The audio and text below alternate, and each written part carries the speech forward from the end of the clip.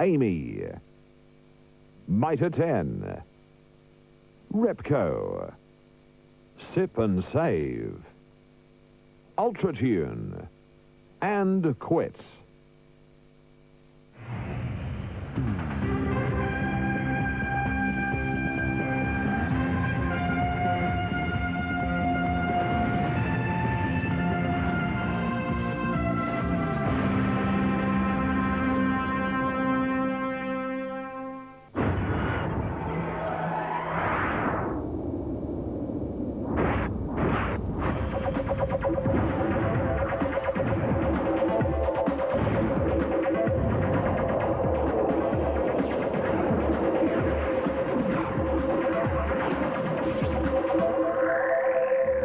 Well, it looks sunny here, but I can tell you we've had a real wintry weekend. A lot of rain, a lot of wind, pretty cold, and it'll be a wet weather game for much of the match.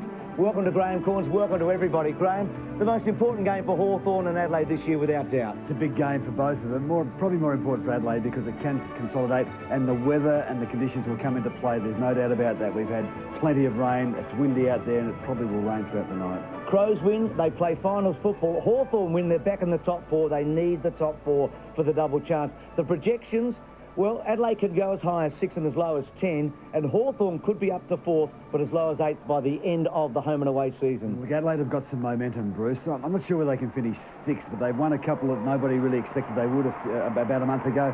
Hawthorn, on the other hand, having been such strong contenders all year, just looking a bit shaky. Adelaide have put teams away, haven't they, in the last few weeks? Here they come out with Mark Rasciuto, their captain. More about him in a moment. Darren Jarman, a big game for him too, as always. But Adelaide's winning margins have been really impressive over the last 4 games compared with the first 7 when they won. They were winning by small margins early, and yet when they went over there in round 15 to Colonial and belted the Saints, it's as if they started to free themselves up, didn't they? Look, it's significant, Bruce. There's a definite shift in the way they've been playing the game. Their game plan has changed in the last month.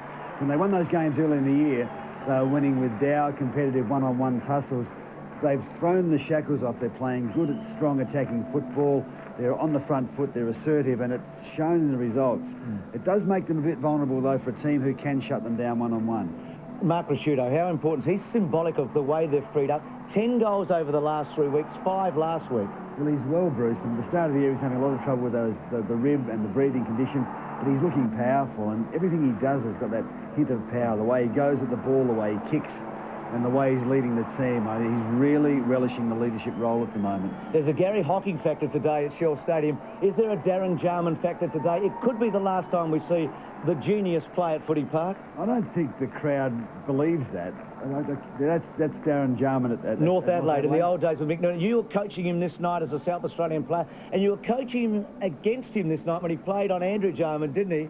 Look, it's so ironic. They both played their first AFL games opposed to each other, and who was to know that he'd come back to Adelaide and play such a prominent part in their premierships? And he's a great player. We would hope it's not the last time we see him because he's been so important. Stable line-up, Vardy the only inclusion. And intriguing also with those big players, Biglands and Marsh, they've consolidated. Vardy, well, he hasn't been a part of their last month's successes.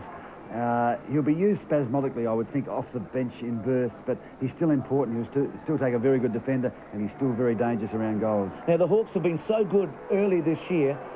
Chick, by the way, not playing for them, so that's an important out, and young Osborne will come in. We'll show their side in a moment. But they have been on top of the table for much of the first 8 weeks. They've been in the top 4, which means double chance for the last 19 weeks, and yet it could all slip away, having won just 5 out of their last 12 games. Look, there's some cracks that are showing, there's no doubt about it. You've had the bit of drama with and the controversy with Shane Crawford, their captain. They've had crucial injuries at critical times. They look a bit stronger today, but it's a tough ask to come to Adelaide in these conditions. You know Sean Wren so well. You were his inaugural AFL coach. First time he plays at Footy Park against his old club today. How does he respond? He's got a great heart, and he does respond well to challenges. He's had to overcome so many challenges in that AFL career he's had. How the crowd will react to him is going to be interesting. There'll be an element, I think, not particularly happy he's at Hawthorn rather than Adelaide, but he'll play well. He will rise to the occasion, even though he's underdone. Perry kicked 5 last week. Stevens kicked 5. Who picks them up, and how will they handle them, the Hawks? Well, Hay probably on Stevens and Rawlings on Perry. but they've got enough balance in their lineup, Hawthorn. They're very good in terms of the matchups between talls and shorts and strong running players. If that's not the matchup, they've got Graham, who can go back in defence, and Crode, if they're in trouble there, he'd probably move from forward into defence also to cover somebody who's on top. So 4 changes for the Hawks today. Chick out, didn't make the team. Harford comes in with Smith. Michael Osborne's first game in Wren. Do you like the inclusions? Look, they look stronger, there's no doubt about it. Osborne is the interesting one. He's a Queenslander. He's from Labrador and Queensland, under 17 AIS squad member, so he's an All-Australian. He's got good grounding. He won't play a prominent part. I think he'll come off the bench. But with Harford, Smith and Wren, they're very important players, and Hawthorn looks stronger because of their inclusion. Could be an important toss to win with so much wind about. They're the Hawks. The Crows are out there. Neil Curley will be on the boundary line. We'll be joined up here, Cornsey, by Robbo and also Tony McGuinness. Looking forward to the opening bounce right after this.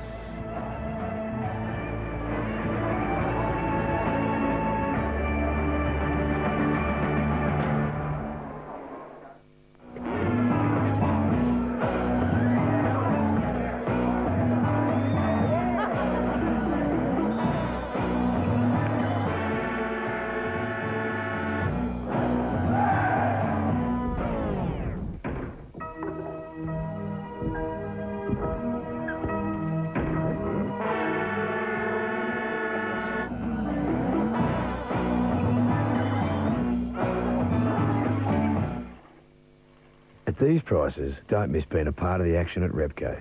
Bendix, the best-known name in brakes. Bendix Ultimate Disc Brake Pads designed for high-performance vehicles from just $89.95. Bosch. Super 4 spark plugs improve performance and economy, 4-pack $38.95.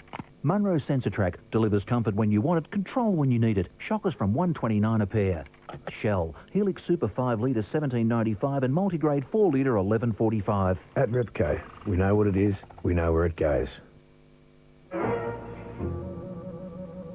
He couldn't believe he got straight through to me. He thought he'd get a computer. If you'd rather speak to a real person, call Amy on 13 22 44. We started playing cricket, and I hit the ball so high that Uncle Mark, he forgot where he was going. He tried to catch the ball and landed face first in the mud. It was so funny, Dad. You should have been there.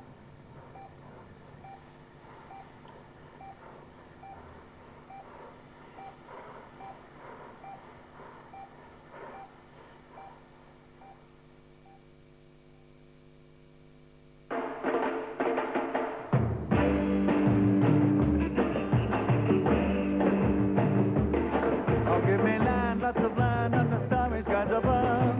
Don't fence me in. Let me ride through the wide open country that I love. Don't fence me in. Let me be by myself in the evening breeze. Listen to the murmur of the cottonwood trees. Send me off forever, but I ask you please. Don't fence me in. Don't fence me in. Don't fence me in.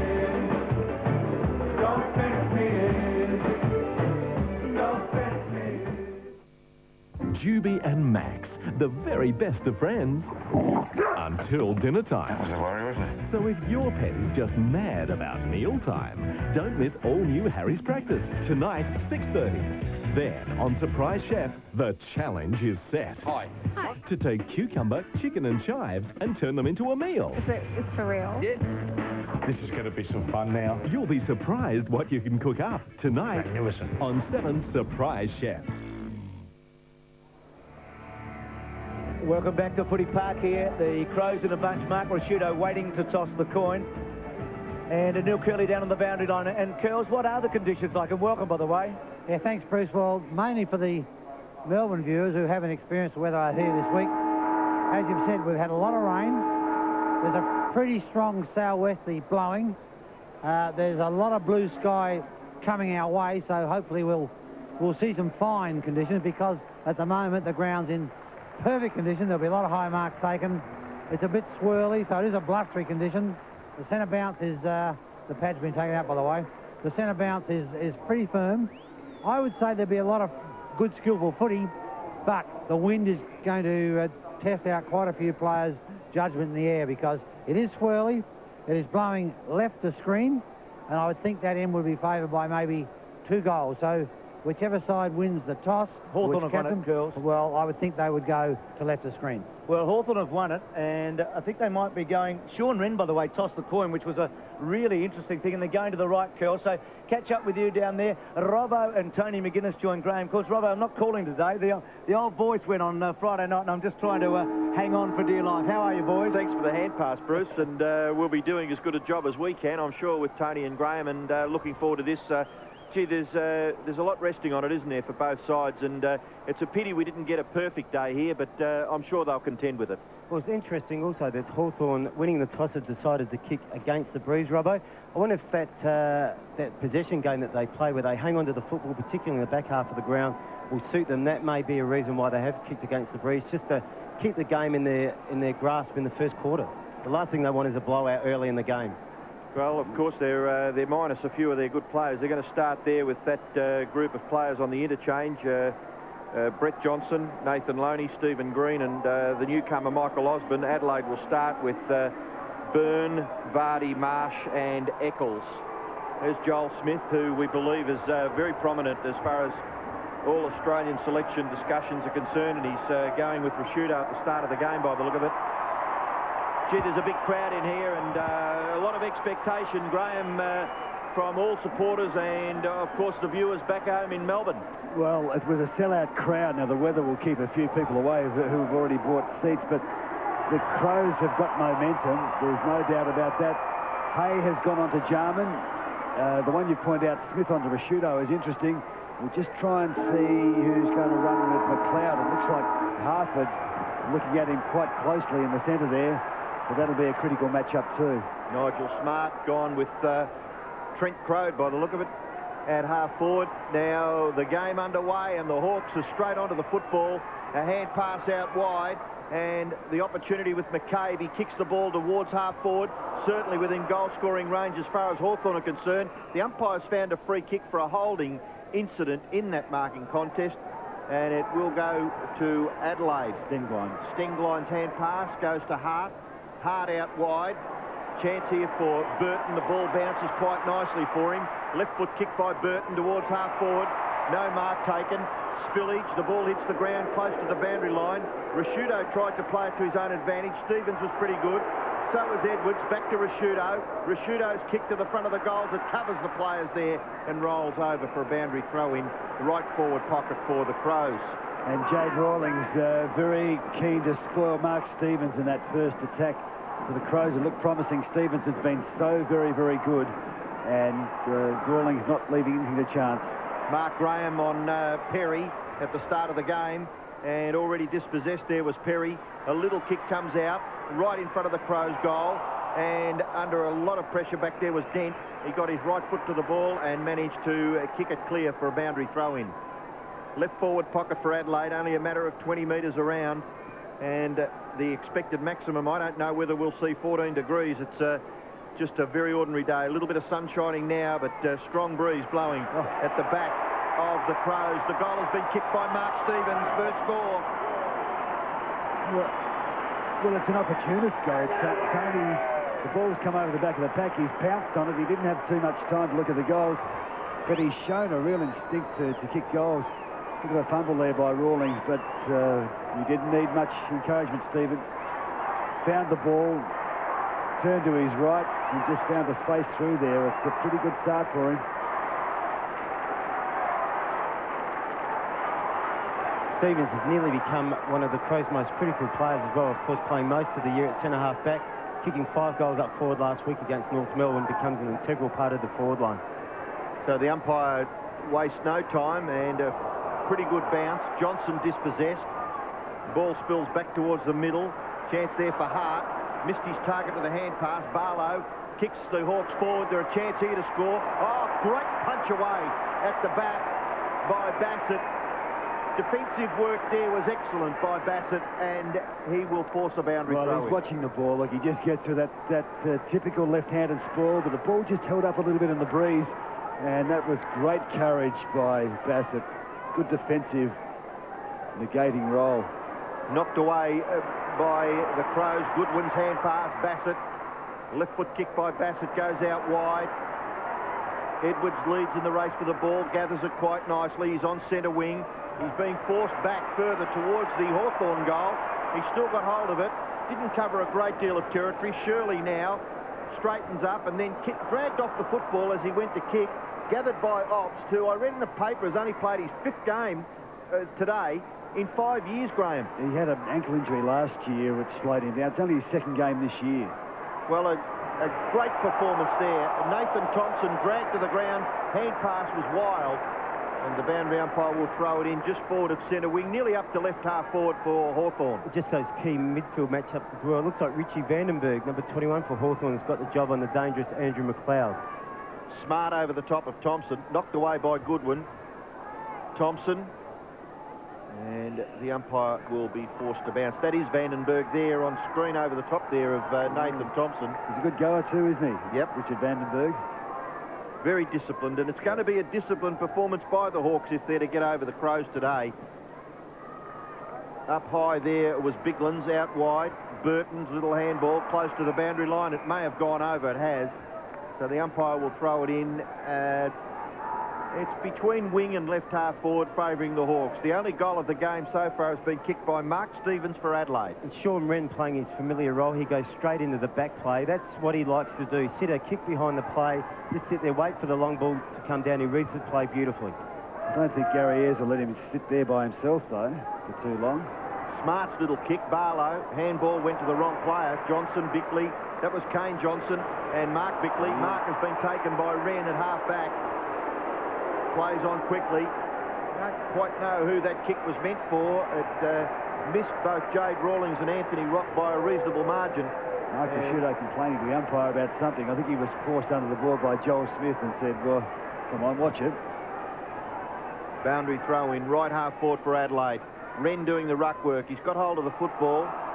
He's been reasonably well tackled there by Welsh and brought to the ground. So the umpire will have to bounce. Our umpires today are Andrew Coates, Mark Nash and Darren Goldspink. Andrew Coates with the football. Not a great deal of height in the bounce. Goodwin did well. Ball goes forward. Rashudo, McLeod.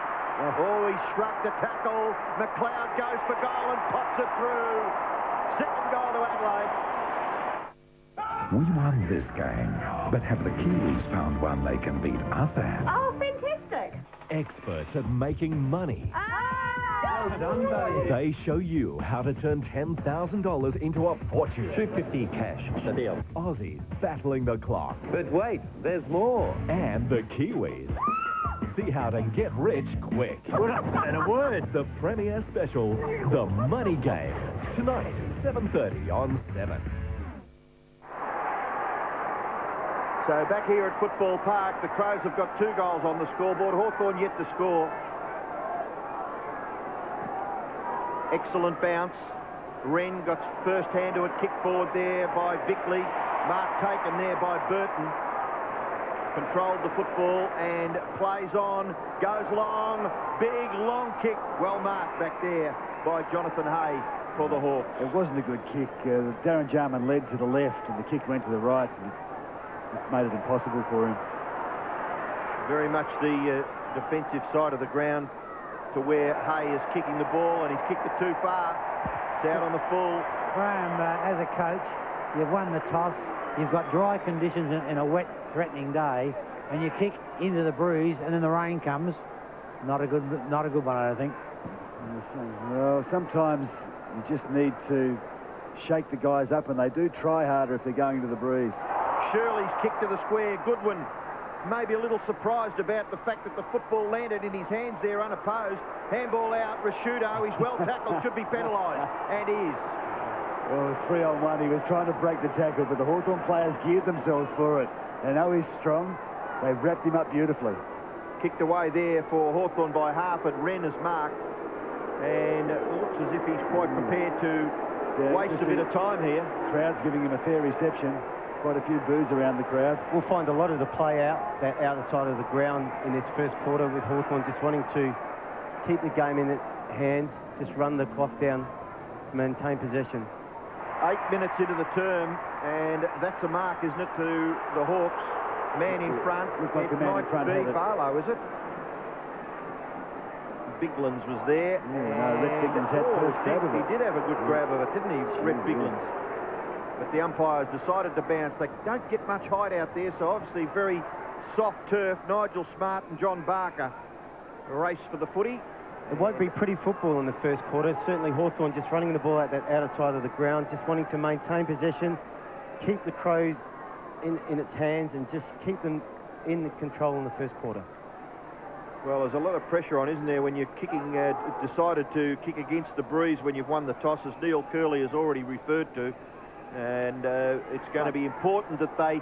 What would be a fair score? 4 goals to 1, maybe? Or 3-4 to 1. But if they can hold, if they can play this other side of the ground well and keep the ball locked out there and frustrate the Crows, if they can do that, it gives them a better chance than perhaps wasting the first quarter if they used it. The other thing Hawthorn will do is they'll push players back and just get numbers around the ball. And we're seeing here at the stoppages, boundary throw-ins and around the ground, 20-odd players around the ball. That will continue for pretty well all the day, certainly the first quarter with Hawthorn against the breeze. Only 4 players in the forward half of the ground as far as the Hawks are concerned.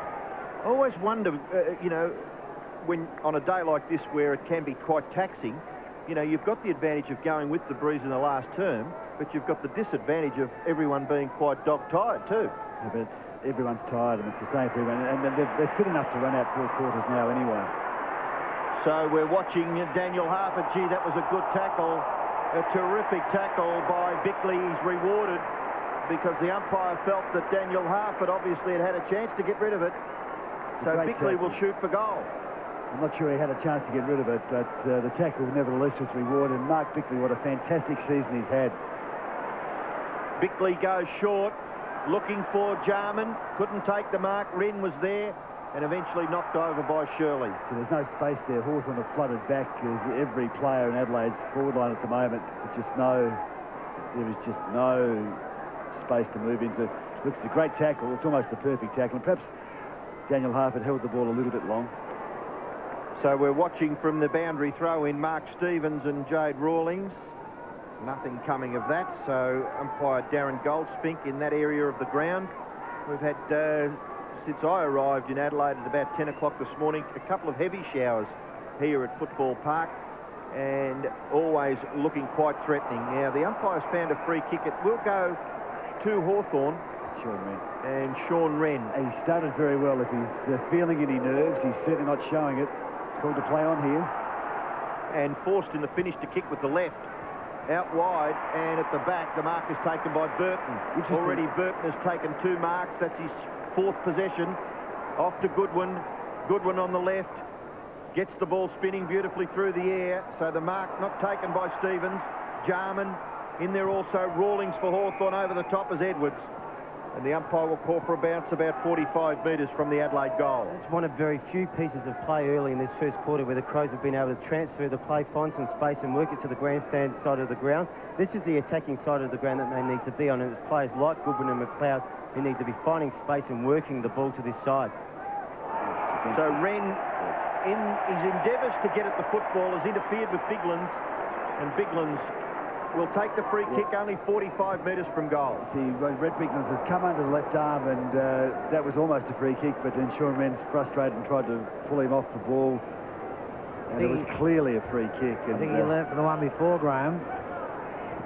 This is not an easy kick for Rhett Biglands, although he's got the breeze behind him. He'll make the distance very easily. Always get a job when he finishes with the Crows as a stand-in for Patrick Swayze. I think he's about 3 times bigger than Patrick Swayze. Yeah, well, facially you'll get it though, Graham. Good kick by Biglands. Oh. He's docked it. It's the 3rd goal for Adelaide.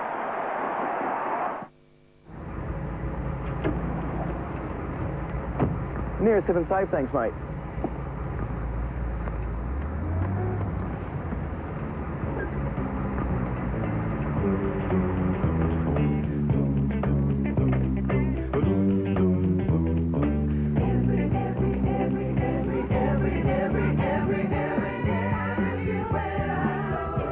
Make it $1, sunshine.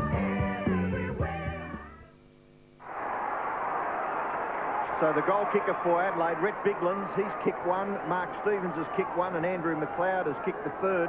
They lead 18-0.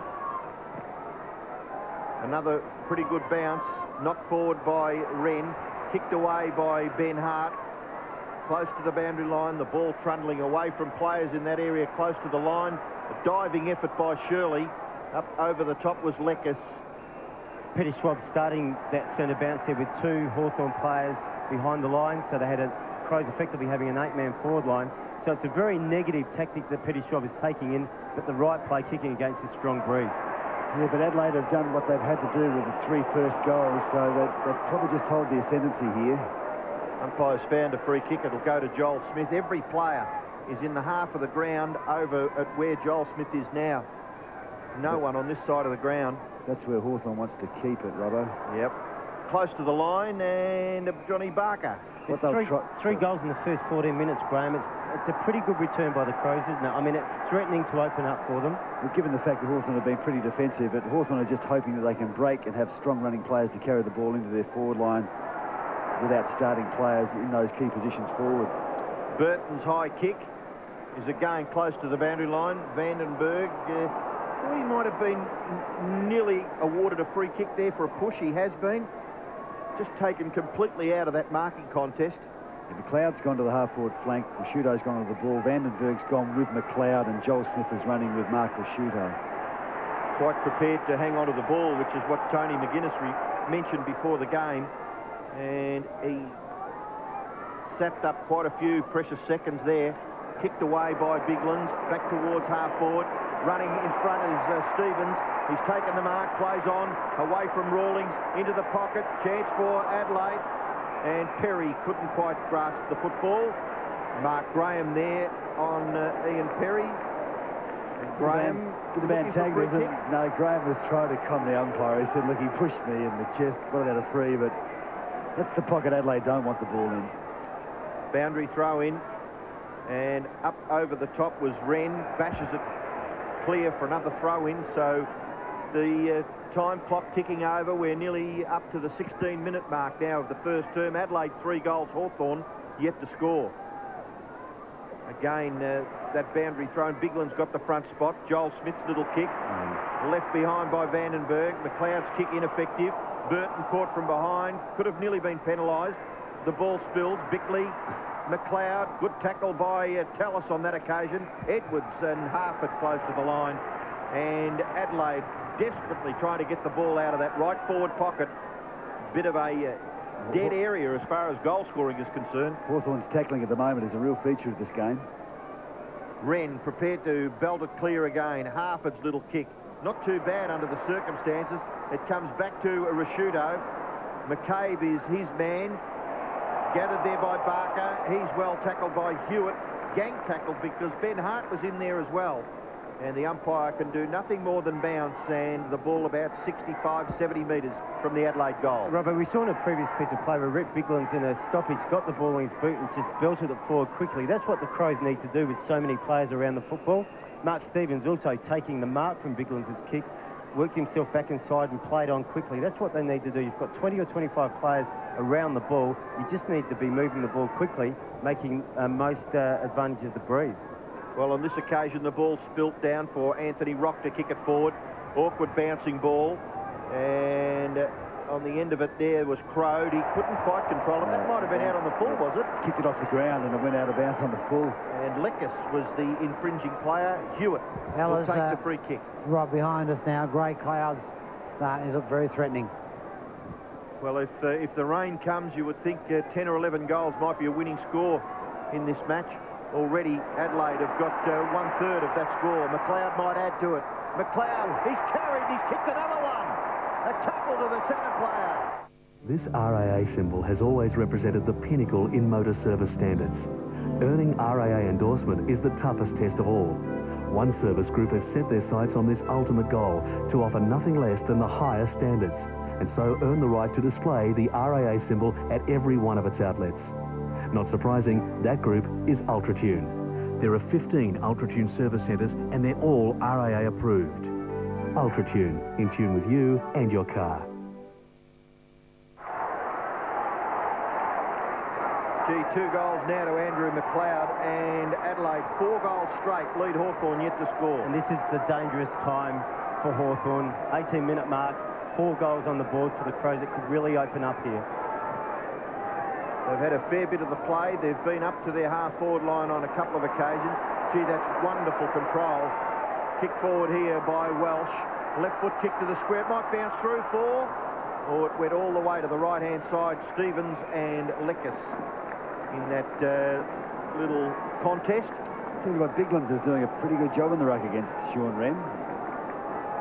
And now trotting forward. He's not going to let Sean Wren play loose in Adelaide's forward line. He's running forward to match up with him. Adelaide 4 goals. Hawthorn yet to score. Wren trying to get at the football. Chance there for Goodwin. Gets the handball to Biglands. Can he get his second? Oh, he tries the check side. He's done it too far, I think. Fellas, you think for the sake of the Hawthorn supporters back in Melbourne, fair question to ask Steve and Nick why they decided to kick against the Breeze? Well, because I can only... a question to ask the coach afterwards, but the only reason they would have done it is they wanted to ensure that they started well and didn't waste first use of the Breeze. I can't work that one out. You're forever chasing backsides, Neil. I'm sure you're thinking along those lines. Exactly. And it's far easier as a coach to organise a game when you're leading than when you're trailing. Yeah, but if you waste the Breeze in the first quarter, you can never get back into it. Johnny Barker, that was a good grab on centre wing. He kicks the ball forward. That's probably equal to the Barker mark taken by Hewitt at half-back for Adelaide. Looks one way and then goes to the defensive side of the ground, but he finds Rashudo, who's got plenty of time to steady, kick it forward. Mark taken back there by Sean Wren. He's done that pretty well. He's taken 4 marks, he's had 4 kicks and 4 hit-outs, and now you can see the tactic, just trying to hold it up, slow it down, punch the ball down. Oh, he's going to come inside. He goes short. It's okay because Graham is marked. Now this is a little risky, but that kick's okay. Jonathan Hay can go over the top, and his fellow defender in Rawlings gathers. Hay does fairly well. They've got 2 on 1, but the one for Adelaide is Burton. The Birdman over the top. Good vision, went short. Mark is taken by Biglands. Oh, the kick smothered off the boot. Hawthorn defence under pressure. McLeod for his third. Missed. About to be interchanged, Wren. Well, Andrew McLeod is human. Well, he's brilliant, Graham, isn't he? I mean, every time the ball is in dispute, his skills are just so good, and there was a lot of talk before the game about the wet, wintry conditions. What would that do for the quality Crows players? But you find quality midfielders handle the ball just as well in these type of conditions. Oh, he's got the best hands in the competition there. He just takes the first grab every time. Rain falling fairly heavily now. McKay playing on Goodwin as well, Graham, that other matchup in the midfield. 4-2, 26 Adelaide lead. Hawthorn yet to score. Kick out wide by Joel Smith. Now the desperation by the players shown at ground level. Mark Stevens there. He's been penalised. Oh, you hate that rule, don't you? Well, Darren Goldspeak, the umpire in that area of the ground. The kick goes wide, and it's out on the full by the look of it. So Adelaide will take possession of the ball. It's Bassett. Looked for one fleeting second as if he was going to go into the middle. Bickley had made position, but he kicked it long with penetration. Edwards, well tackled by Obst, kicked away by Goodwin to within scoring range. Oh, he's got it, hasn't he, Jarman? Is that a mark? A free kick anyway. Over the top was Matthew Dent infringing, and Jarman. Gee, Hay is giving him all sorts of a contest here, but no, he drops it. But the high tackle is what the free kick was for. The hand around the head. It was a good contest from Jonathan Hay, but his teammate infringed. Wren trudging off now. Darren's first touch of the game. One of the most important things of the Crows of the last couple of weeks is that Darren hasn't been a dominant player. They've still been able to kick winning scores. Pretty good kick of the football though, isn't he? Even in these conditions, he's kicked a goal. Look at this family deal. You get your choice of 2 large McDonald's burgers plus 2 cheeseburgers, 9 McNuggets, family server fries and a bottle of Coke, only $14.95. What a meal! What a deal! That's my boys. The car's like new. Andy didn't lose his rating 1. At Amy, if you've held a rating 1 for the last 3 years, you keep it for life. So call Amy.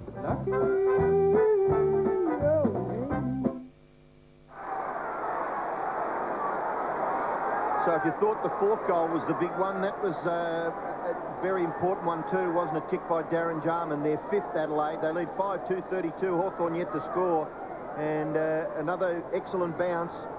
And McLeod, on the rare occasion, the ball slipping through his hands. Hawthorn persisting with starting 2 extra players in their defensive half at centre bounces as well. So Crows effectively an 8-man forward line, 16 players in their front half inside 50, just trying to clog that forward 50 area for the Crows. 5 goals 2 is a good return late in the first quarter for the Crows. Yes, we're nearly up to time on in the first quarter. And Hawks are still battling to trouble the scorer. Obst provides a shepherd for Harford. Over the top was Shirley. Harford has the football. No, he doesn't. He's been dispossessed, and the umpire will bounce. Sean Randy was pretty active. He had 5 kicks, took 4 marks, just wandering around the ground. And Nathan Thompson now has gone onto the ball.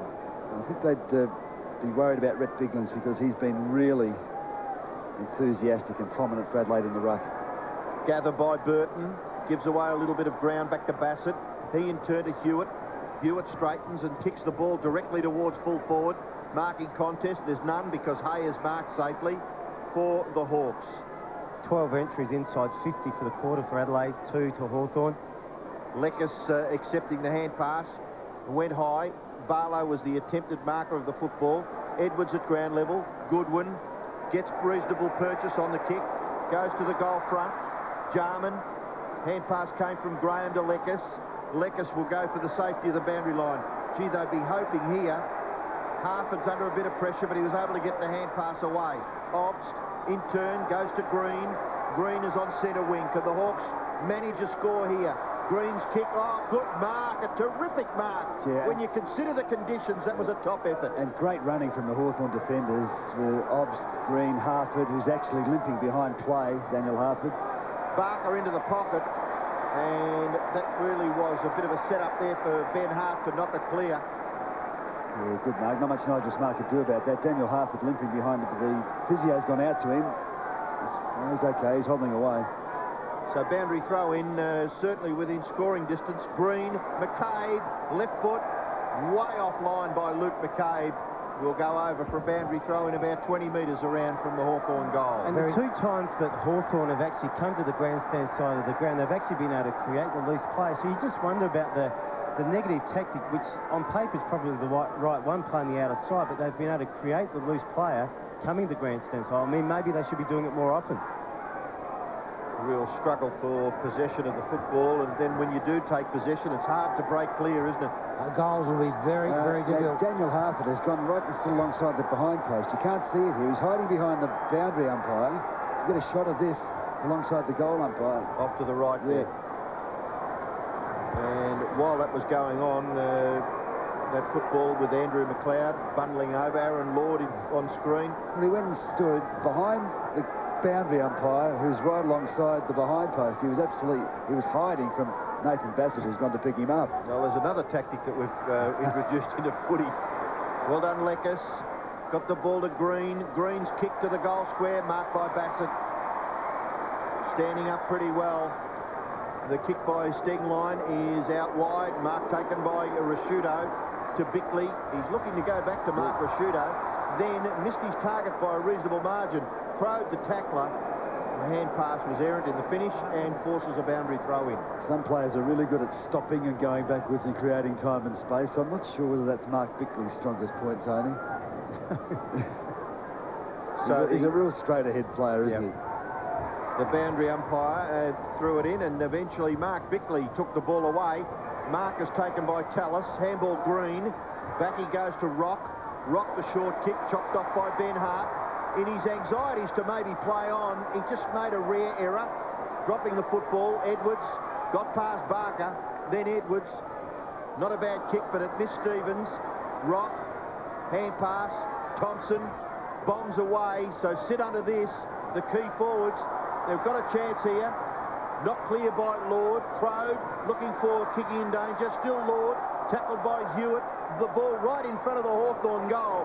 And the Adelaide fans would be happy with that result because it will force a bounce. Well, Hawthorn are looking quite promising at the moment. The Adelaide defence is stretched, but They are just managing to hold on. A minute and a half left in the term. Hawks desperate for a score. They could do with a goal badly. Lord tried to knock it clear. Barlow. In there is Burton. He's well tackled by Barker. And the umpire gives the all clear for a boundary throw-in. Does he or doesn't he? It still hasn't gone over. Now the umpire's awarded a free kick against Hawthorn. It'll go to Adelaide, and it was taken back there by Tyson Edwards. McLeod, kick off the ground. Hewitt in that area of the ground. So was McLeod, taken by Dent. Dent's left foot kick. A contest at half forward for the Hawks. Chance now for Vandenberg, but Shirley gathers to Rashudo. Rashudo, a long kick, covered 55 to 60 metres, and all of a sudden it's back in the forward half of the ground for Adelaide. I heard Peter Schwab talking earlier in the day about the physical side of the game and how he felt Hawthorn in the second half of the year had come off their physical side. The Crows, of course, it's been one of their #1 strengths, and we're really seeing that today in difficult conditions and a lot of dispute contests with numbers around the ball where the Crows are able to break packs. Gee, good play by Stevens, wasn't it, to get the ball to Goodwin and to his advantage. The kick went skidding past the players. Rawlings to Mark Graham, and he's going to play the percentages. He's going to go back to that defensive side. McCabe out very wide. Burton hooks the kick. Does he hook it enough? It's still inside the field of play. McCabe left it behind and then kicked it away. Thompson, that will probably be the last passage of play. We're down to 8 seconds. Vandenberg and McLeod. Now, what happened? There's a free kick being called back here. Jarman interfered as he was kicking in the back. Okay. So we'll go to McCabe by the look of it. There's been nothing wrong with the intensity from both teams over the last 10 or 15 minutes. Darren Jarman, the infringing player, minding the mark, and there is the siren. So the pleasure has all been with the Adelaide Crows fans. Their side has kicked 5-2-32. Hawthorn have not scored. Andrew McLeod has kicked 2. Mark Stevens 1. Darren Jarman 1. And Rhett Biglan's 1. So at quarter time, Adelaide lead by 32 points. They're 5-2. Hawthorn yet to score. Sevens football telecast. Proudly brought to you by West End Draft. West End, your thirst. McDonald's, Mac your day. And Mitsubishi Motors, driving your world. A struggling local club shafted by the footy show. A few people and a lot of kids down, actually. They sold hundreds of tickets, but guess who didn't show? Very bitter towards the show. The stunt that left a whole town crying. A 7 News exclusive. For generations, Mitre 10 has been the place to go for Father's Day gifts, like a deluxe resort lounge only $49.95, or an NRG hammer drill, sander, angle grinder or jigsaw, just $39 each.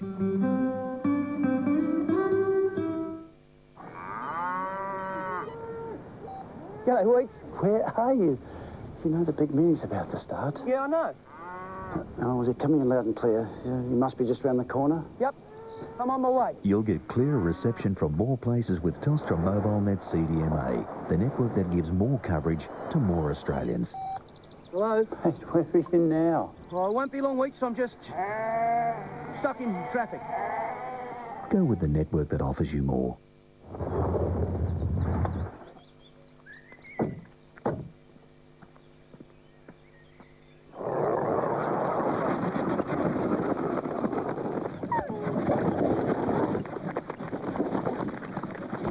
Even though Jeep Grand Cherokee is more refined and civilized than ever, rest assured, it still hasn't lost its animal instincts.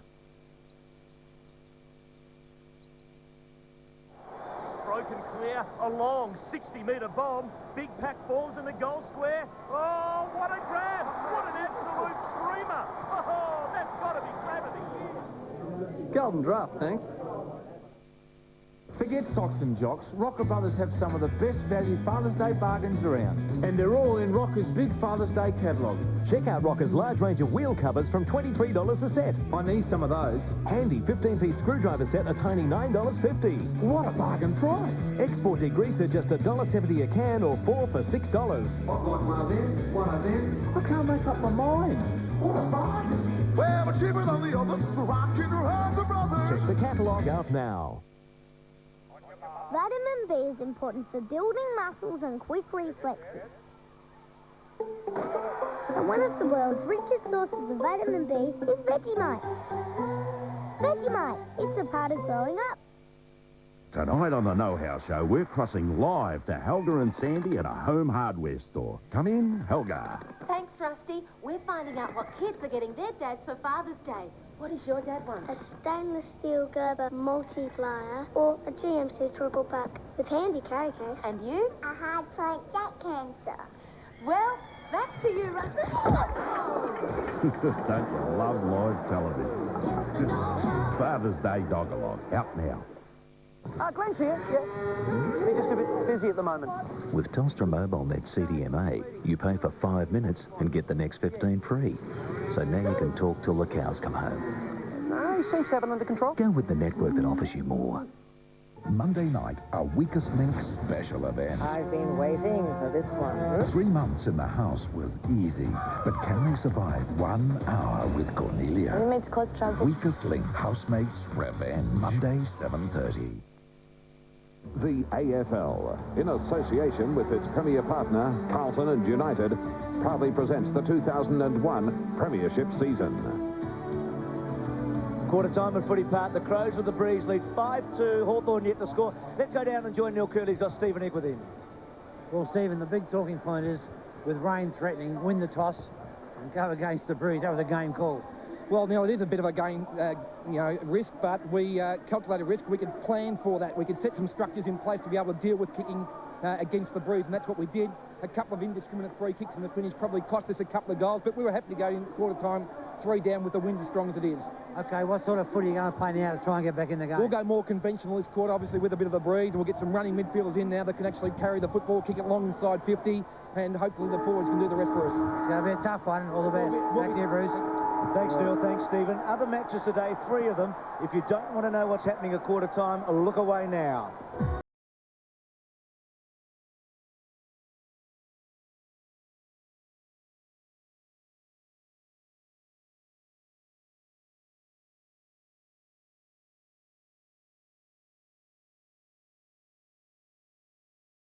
Around Australia, we're about to start the second half. Stephen Nick has set it up with Neil Curley, and Adelaide lead by 32 points.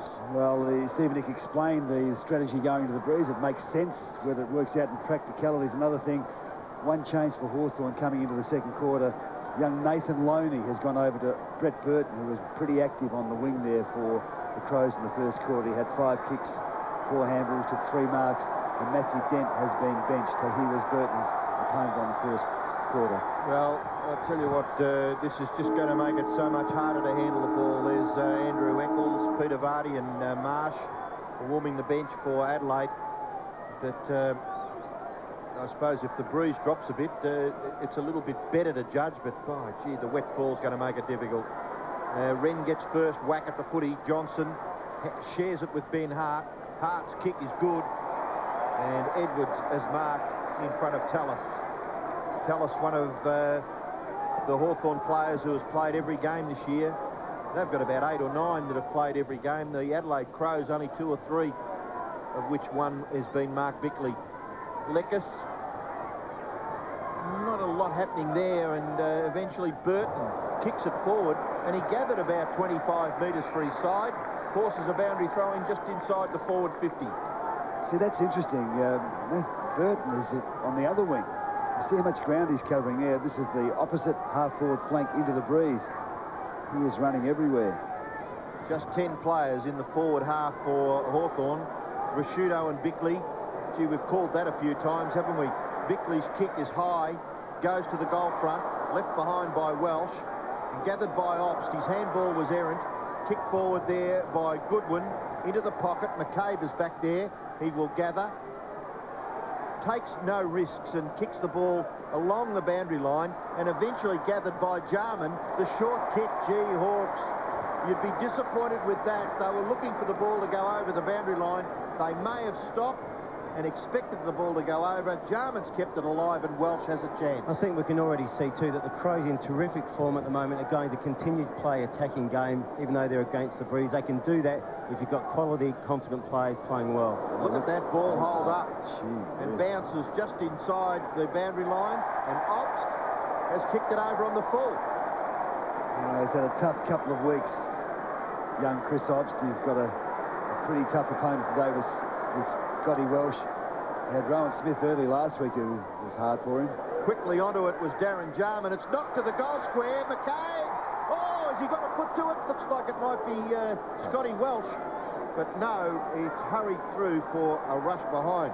So the first score of the second term is a behind to Adelaide. Hawthorn still to score. Great desperation, Luke McCabe there, diving flat at it. He just had to get a hand on the ball, and he did. So long kick by Joel Smith straight down the ground, looking for Wren. It spills to the back of the pack. Chance there for Perry. Got the ball to Burton. Burton's mongrel punt kick lands at half forward. Rashudo chopped off by Loney. Loney's kick over his right shoulder, punched away by Johnson. Back towards the middle of the ground. The kick by Perry has been marked by Wren. Looks to play on and does just that. Rawlings forced to kick with the left. Not too bad either. Into the middle of the ground. Graham looks to play on. Hawks a chance here. The kick by Graham slews off the side of his boot and goes out of bounds about 40 metres around from the Hawthorn goal. Wrong place to put that ball. He had to attack the goal front. It was a bad kick, Curls, wasn't it? Oh, terrible position to put the ball. Well, it was the right idea. He was trying to put it this side of the goalpost, but it just went too far, Curls. One veteran and three youngsters warming the bench there. Matthew Dent, a lot spoken about him over the summer about being an umpire, and he's here at Football Park playing for the Hawks. For the Adelaide side, get the ball all the way out to right half back. Hewitt and Angelo Lekis there. Vardy still to take his place. Eccles. It's the Adelaide bench. That's as it started. Marsh and Byrne. Gathered by Crode. Can he control the football? He can. And the mark is taken by Bassett. Always plays in front. Always plays in front. Not using the ball so far in this term very well at all, Hawthorn. Bassett's kick is good. Gee, he watched it beautifully onto his boot, didn't he? Made sure that there was not a great deal of margin for Johnson. The Crows player with the football goes out towards the wing. Diving effort. That's his fifth mark. His eighth kick coming up. He's hurting them badly at the moment. Burton, that is. Kicks the ball towards half forward. Drops short. Stevens and Rashudo. Back to the favoured left side of Simon Goodwin. That's chopped off by McCabe. Back to Vandenberg. Oh, the kick smothered. Well done by Welsh. Kicked away by Hay. Not quite effectively enough. A little handball. In trouble, Vandenberg. Got the hand pass away. Lord now for the Hawks. Gets the handball to Obst. Obst straight down the ground. Now the Hawks are big chance. Is that a mark? No. Knocked away for Thompson. Couldn't quite clear the pack. Nigel Smart is there. Thompson for Hawthorn. In under there also is Barlow. Hewitt gets it and just hacks it out of there. And fortunately for Adelaide, Burton has taken his sixth mark. And the rain is absolutely teeming down here at Football Park. Simon Goodwin takes the mark for Adelaide. This makes that against the Breeze decision even more worse, if I can say that. You're not going to let go on that one, Curls. I'm not letting go one bit. Yeah. I'm with you, Curls. It was Gracie Fields that said, never give up something. That's exactly right. Half had let the ball get past him, and Bickley, advantaged by that, quite prepared to go short, and Perry will have a set shot. It'll be difficult because he's got to kick the ball in excess of 40 metres. And how big a goal would this be against the Breeze in the context of the game? Hawthorn yet to impact on the scoring board. You're seeing a quality side at the moment. The Crows playing with a great deal of confidence. The Hawks not sure whether to go long, whether continue that chipping short style of the game. The Crows working the ball against the Breeze on the outer side of the ground, but also prepared to bring it grandstand side to create opportunities as well. Will he make the distance? Look, it just stops in the air. The Breeze drags it down. You've got to be wary there if you're a defender too, that the ball just doesn't fall into the arms of a forward. And Hawks defending desperately. Hay kicks it wide, but chopped off by Goodwin. Goodwin hooks the kick back towards the goal front. Harford was pushed. No free kick. Back goes Obst. In there is Biglands, gathered by Rawlings. He shares it with his co-defender in Jonathan Hay. Crows have got the numbers here. Shirley gets back onto his right and then delivers into the pocket out in front of Perry. Difficult for a big man, but he does pretty well. Hacked it towards the centre-half forward area. Kicked away there by Angelo Lekas. And we will see a boundary throw in on centre wing right down here in front of us, in front of the Crows interchange area. Well, you won't see that too often, the ball this side, the grandstand side, but Ian Perry did the desperate thing there. He filtered the ball back into play, but unfortunately there was only Hawthorn players there. Well, we've played nearly 40 minutes of football, and Hawthorn have not troubled the scorer. I'll tell you what, boys, that the conditions down here at the moment, even a duck would have trouble here. Yeah, well, a few around the place, Curls, the duck would have its life in its hand. Stevens and Perry have been important acquisitions to the Crows forward line because they're also prepared to work hard and keep the ball in the forward area. Coaches love to see players who work hard, are desperate. We saw Biglands before diving on the ground. Stevens and Perry desperate inside 50 as well. Terrific knock by Wren there. Sorry, Tony, but he knocked it into the path of Barlow. The kick goes towards half forward.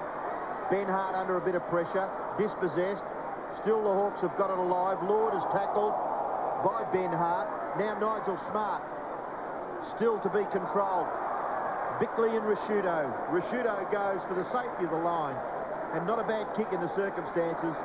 It will be thrown in. Harford to go to the interchange bench, and he will be replaced by Stephen Green. Robert, we just saw at the bottom of the screen then when Bickley kicked the ball towards, Rashudo kicked the ball towards the boundary line, 5 spare Crows players behind the line of the ball. They just have more numbers at the contest. That's the thing that's creating the opportunities. Every time the ball is in dispute, there are Crows players there. Yeah, well, obviously, Peter Schwab's concerned about Mark Bickley because Daniel Harford was on Mark Bickley. Now, Raiden Tellis has gone to pick Mark Bickley up. Stephen Green has gone forward by the looks of it. Wren gets front posse. Obst was a chance, and Joel Smith, we watched that football bounce just inside the boundary line and over.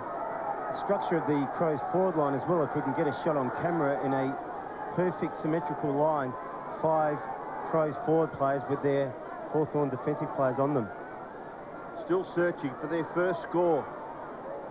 Gee, you have to think that they've got to kick 3 goals at least in this term to be any sort of a chance. Gee, it's gone straight through the 4 players, and gathering the ball and kicking a score is Barker. He's missed.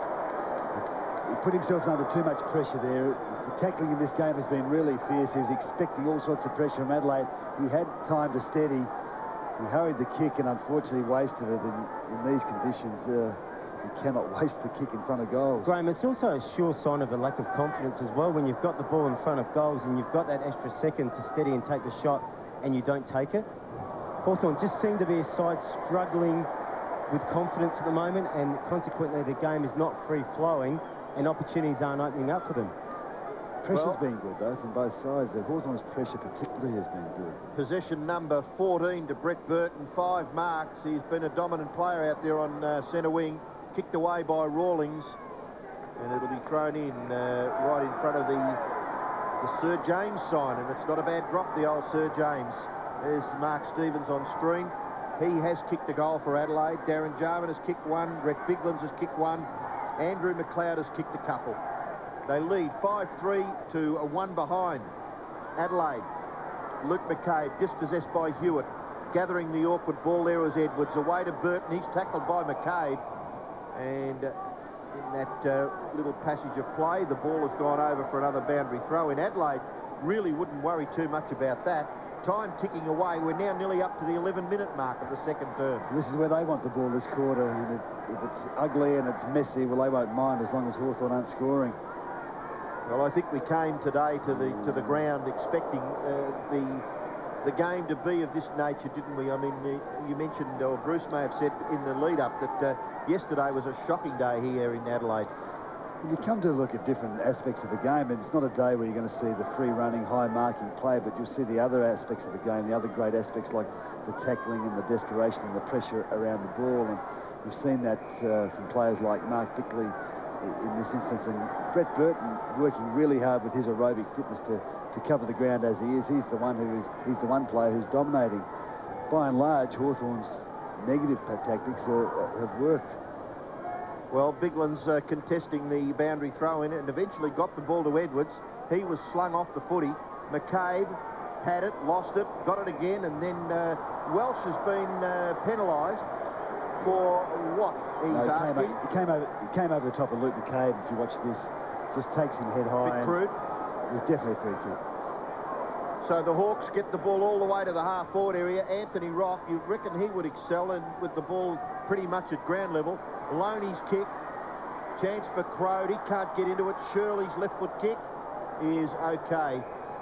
Forces another boundary throw in. Well, they're going to need to take some risks now, the Hawks. Whilst their defensive tactics have been good, they need to impact on the scoreboard. They're starting to create opportunities going forward. They are going inside 50, but they're just going there without a lot of system.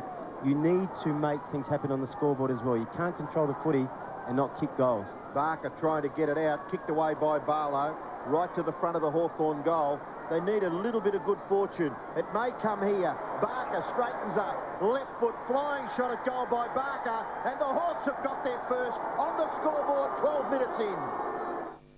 On Today Tonight, the unknown disease threatening a little Adelaide girl. It hurts a lot when it bleeds. Baffling dozens of doctors. It is spreading now. Now the race is on to save her. What do? We just feel so alone. Plus, how to beat parking fines. You can challenge these laws. The secret they don't want you to know. Oh, I think it's in the tens of millions. And burn the bulge. I feel so much better about myself. Bodies that never get fat. This week on 7. Well, it's been a very good contest so far, Nigel Smart and John Barker, but John Barker just shrugging the shackles off. It's a pretty important goal. They just need to follow it up now. Hartford just replaced Rock. Joel Smith looks as though he may have been moved into the midfield. Gee, that was a terrific gather by Barker. Missed his target with the hand pass. Burton, possession number 16 to Rashudo. Possession number 12 for Mark Rashudo. Goes low, close to the boundary line, and Simon Goodwin appealing for out of bounds on the full. Not forthcoming. It was a defensive attacking kick from Mark Rashudo, if that makes sense. Going into the forward lines and going so defensively with it. So a boundary throw-in will take place. You can see the forward 50-metre line just off to the right of screen there for Adelaide. And knocked back towards the wing. So here again is a little bit of good fortune, but Ben Hart was terrific. He went back in after it and eventually knocked it clear.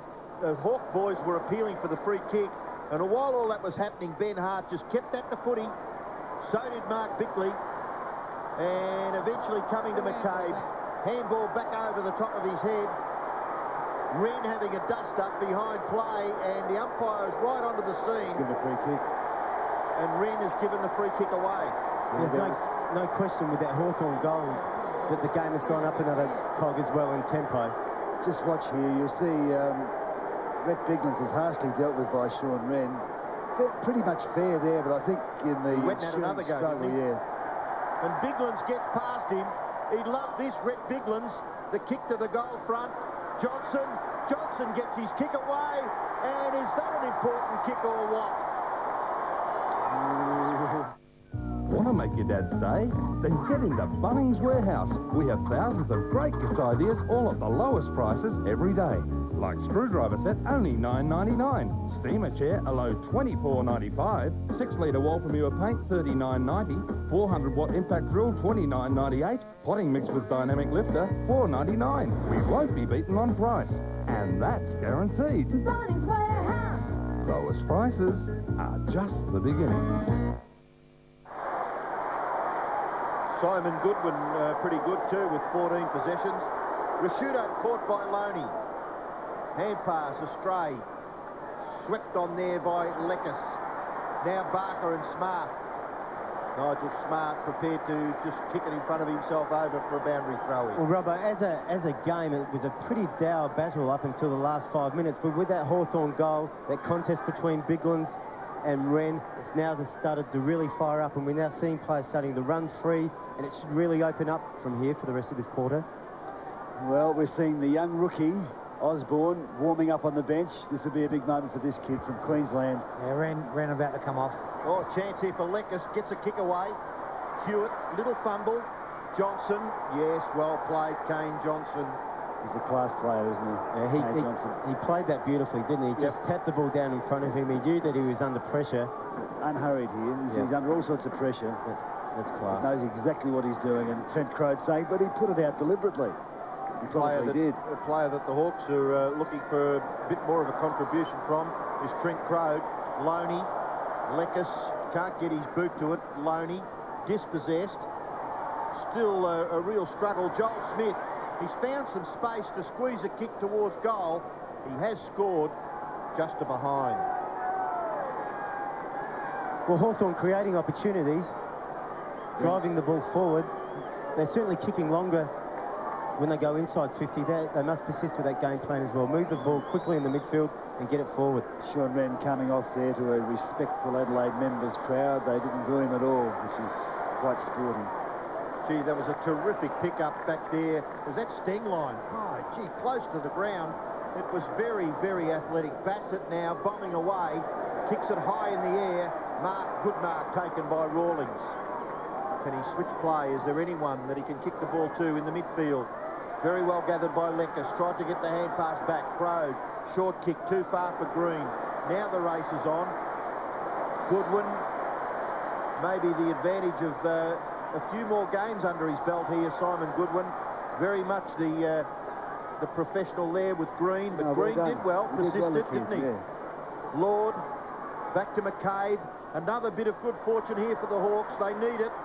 And he got rid of his opponent there, Barker, illegally, according to the umpire, who was just off to the right of the marking contest and saw an infringement. Yeah, well, he's saying he was held, but it's not obvious there. John Barker making his displeasure known to the umpire, but he didn't seem to be much in the contest. Umpire calling Kane Johnson to play on. He does that. Finds Hewitt. Hewitt doing pretty well, coming up for his 9th kick. Taken 3 marks. Goes across the line. And to the defensive side of the ground, Bickley gathers. Oh, chopped off. Crode. Back to Green. Back to Crode. Little bit of confusion there. The kick in is a long one by Crode. It'll be marked by Hewitt. Wasn't so much confusion, Robbo. When Greeny looked up and looked forward, there was nothing on offer for him, so he had to stop and come back and try and get it to Crode. Short kick. Barker. Sting line. Brilliantly gathered by Edwards. Hand pass, Sting line, in turn Smart. Gee, they've manufactured that quite well.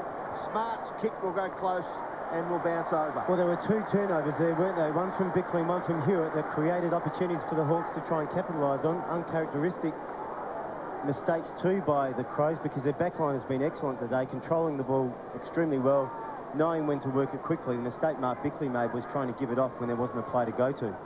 Well, Osborne is on the ground and very much in that area of play. McLeod off the ground. The ball comes through to Stevens. He looked for Johnson with his hand pass. Desperate stuff by the Hawks, and it'll finish with Obst.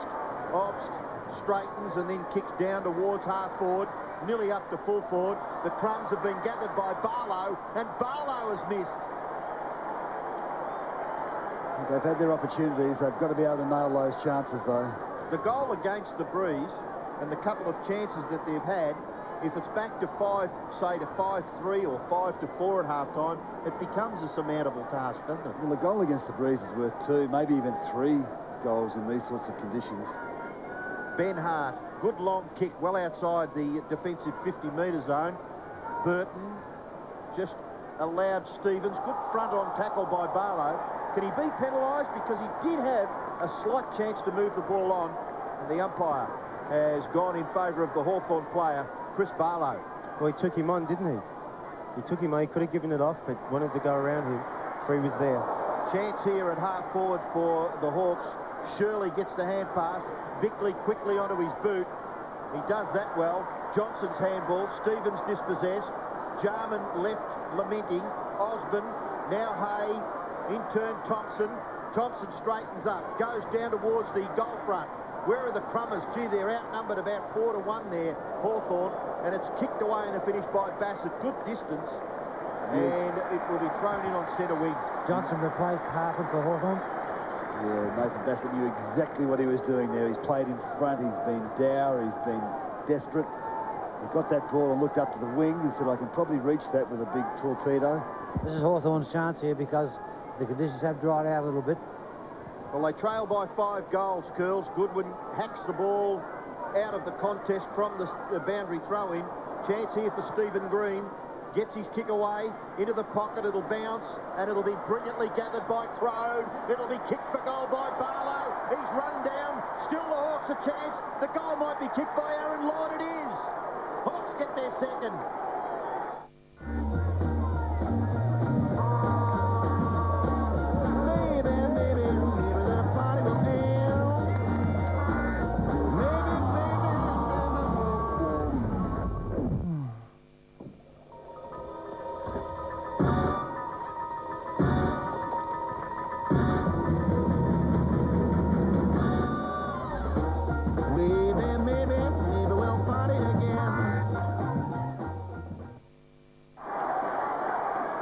Grant, can you pick up the Hawthorn boy doing a good job on McLeod?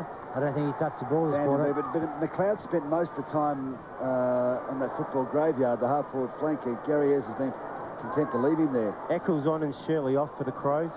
Oh, wonderful tap by Goodwin. His intentions were perfect, but it didn't quite come off. Obbs gets the hand pass. Thompson.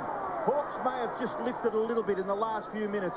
The kick forward by Thompson is brilliantly gathered by Ben Hart. Not really advantage there was Goodwin. Kick off the ground. Hawks still a chance. Can they get the hand pass away? Oh, desperate stuff by McLeod. And I'm sure the fans will really appreciate Andrew McLeod's efforts in that area of the ground. It's a very important 5 minutes. You've got about 5 minutes left to play. Hawthorn with the breeze. Adelaide holding on.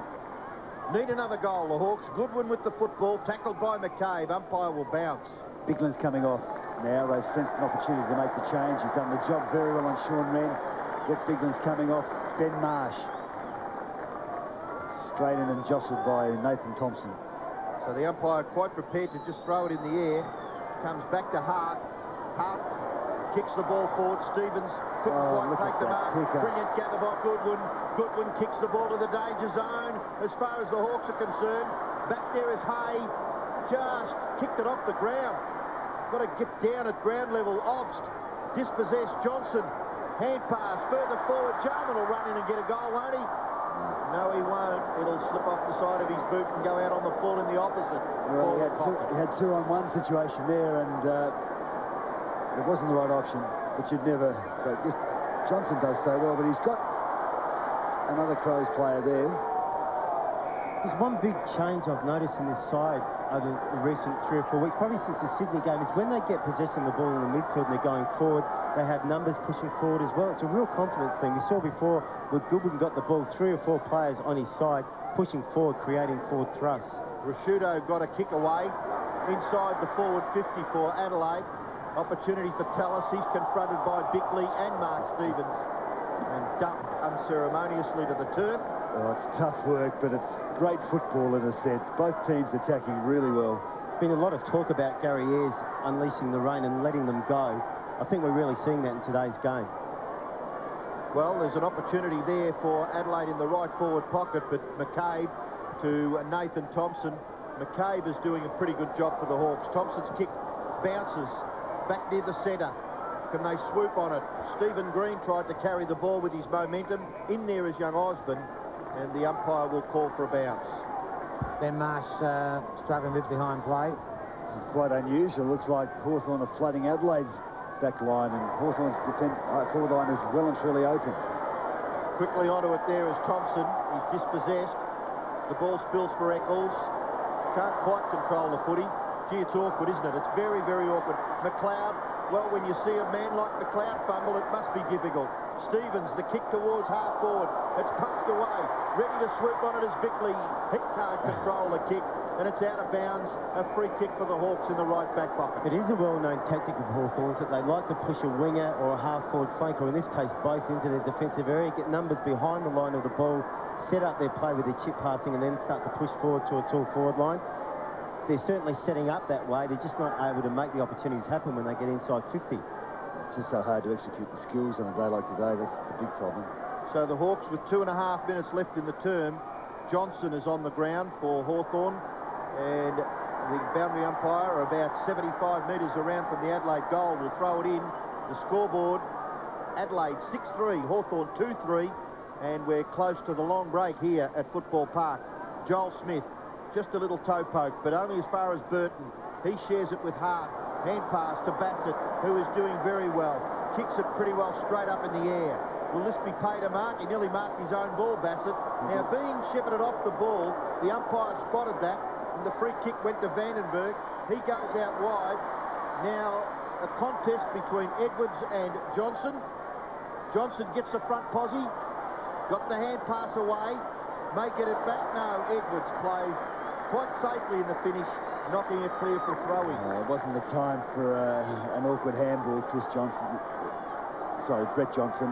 He needed a quick kick. He tried to be a bit more creative than he could have been. Bit of time left for the Hawks to get their third goal. Green, Eccles. Well, they need a goal, Robbo, don't they? I mean, a 3-goal return for the quarter, 6-3 at half-time, keeps them within range. Wren replaced Thompson. Thanks, Curls, for that one. Sean Wren goes straight to a kick behind the player. The last minute and a half of the quarter. Joel Smith gets his left foot to it. This is the good fortune they need. They still need some clean possession. Crowd, then Bassett. Bassett out wide. Ben Hart got to gather. Oh, it was a funny old hand pass. Nigel Smart gathers and then kicks it clear. And the Crows would be happy with that because it was threatening for Hawthorn, and all of a sudden the ball will be thrown in on centre wing. There's one player standing tall in Adelaide's defence and repelling everything that comes in there, and that's Nathan Bassett. He is having a great defensive game. Centre wing, just forward of centre wing with only a minute left in the second term. Hawks have really struggled, just kicked a couple of goals so far in the game. Bickley's handball, Marsh, Rashudo nearly run down by Leckis. Gets the ball to Eccles. Eccles the kick. Kicked away by Jonathan Hay.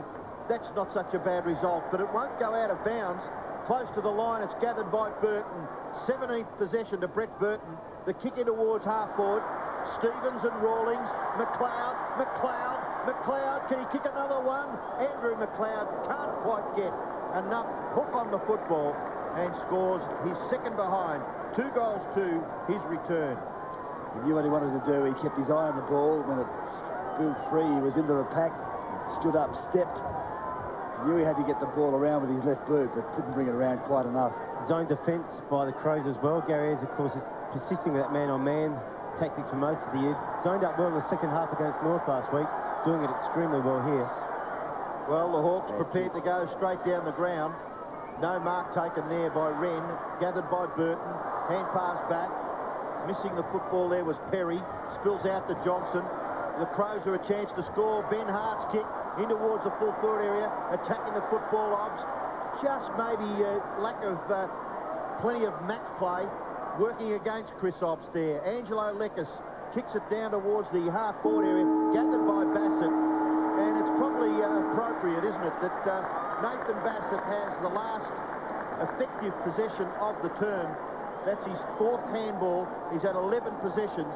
And at half-time, the game is in the control of the Crows. Adelaide 6-4-40. Lead Hawthorn 2-3-15. Sean Wren battling hard against the odds. And the Hawks have the job in front of them at half-time at Football Park. News Update is brought to you by the Commonwealth Bank. Make it happen. Good afternoon. Coming up at 6 on 7 News, a huge beachside wall collapse claims the life of 11-year-old and traps his mate for 5 hours. The details at 6.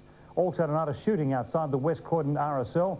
A 40-year-old man was wounded. Police need your help to track down the gunman's car. In Victoria, 2 young girls reunited with their emotional parents after the pair spent the night lost in bushland. And cricket highlights, including Warnie's 400th Test wicket. What are you doing, kids? Oh, I'm trying to win a Ford Explorer. Yeah, it sounds like a great Father's Day present. Ah, it sure does. Get into Mitre 10 for your chance to win the ultimate Father's Day gift, a Ford Explorer.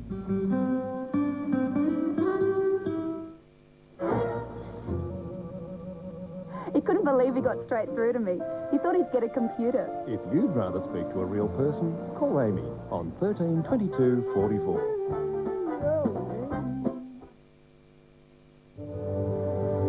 an officer on board HMAS Geelong. I'm always in a leadership role, and I'm in charge of the boarding team. Basically, we've been out patrolling, looking for illegal fishing boats, and we'll sort of just conduct a search through the vessel to see what they've got on board, whether they've got any fish in their holds. But it's nice to know that we're achieving our ultimate aim of protecting Australians' waters.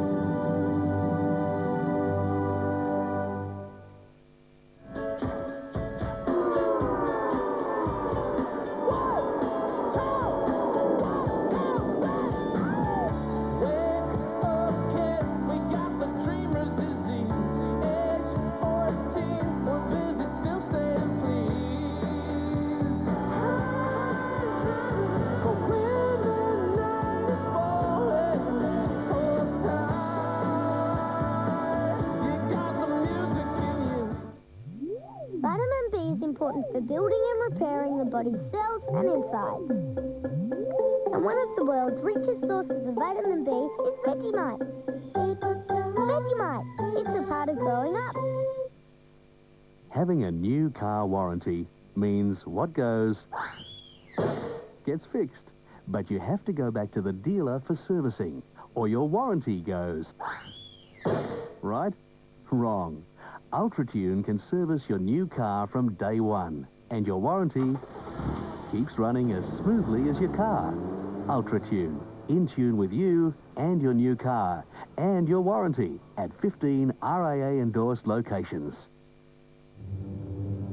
As an officer, I'm earning good money, and so I'm still very much in training. I can't think of too many other jobs where I could still be at such a junior level of training and to earn the wage I'm earning.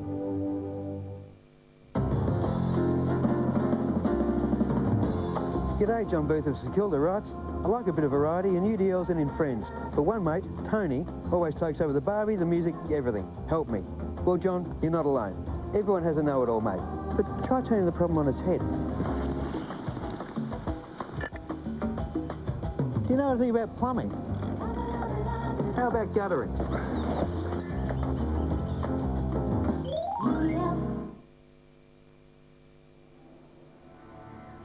Good toss to lose, it seems, today. Adelaide 5 goals to 0 after Sean Wren kicked into the breeze.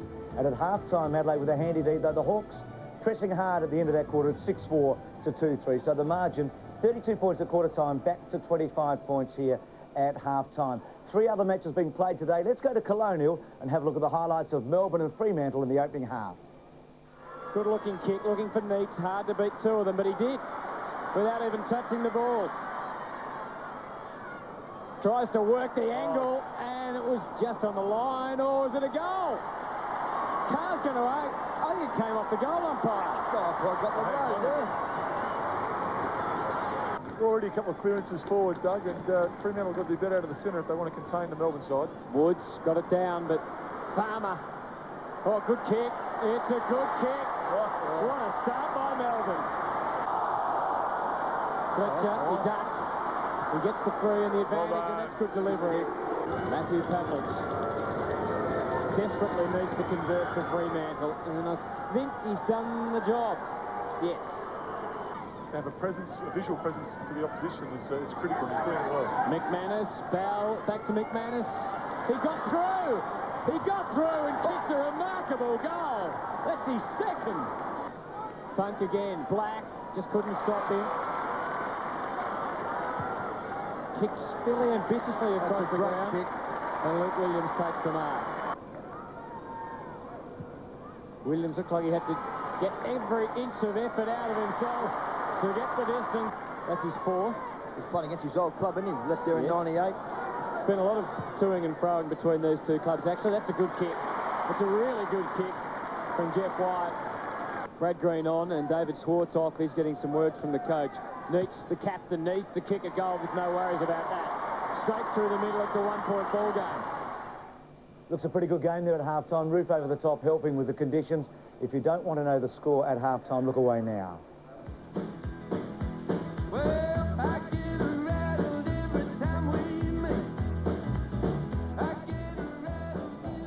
So neither of those teams can make the 8. The Dockers just with 1 win, of course, and Melbourne disappointing this year. Sydney Cricket Ground, our second match. It's the Swans. They need to win. They're up against the Saints. He has kicked 7 goals in a league game, Troy Luff, and he's been a great player at both ends of the field. Always can fill a hole. Koschitzki tries to find the target. Chance now. McPherson can kick a goal. Bangs it through. But this is where they're falling down across half-back. The Sydney defence has been magnificent all year. And Goods will come away from centre wing to the half-forward line. Luffs the target in front. He's got Hooper. It was a great grab. He's up and bouncing. 50 metres out. Bangs the ball deep into the forward line. And kicked off the ground. It's a goal to the Swans. Next. Callahan shovels it out. Jones runs hard. From Moyle. From outside 50, Milnes the target. And this young boy, Nick Rewalt, on the stretch. Nick Rewalt, #1 pick in the AFL draft. He's got one now. Kicks a goal. He's first in AFL football. And Nick Rewalt, and along with Justin Koschitzki, the future of St Kilda. Thompson through the centre square. He's bad. Well, he'll trouble the Swans on the lead because he's quick. And that's a great kick. Inside 50, Goods lost sight of it. Now he's got it. The magician. Oh. Quick kick, Crouch. Danger here for the Saints. Oh. Shawble's going to kick a goal. Powell on for St Kilda. And ball. A bit too big that time for Koschitzki. Here's McPherson. That is a great kick. He's kicked a miracle goal. Swans doing well late in that half, and again, they need to win today just to maintain their position above Adelaide and maybe press forward a bit. Let's have a look at the half-time score, but look away if you don't want to know.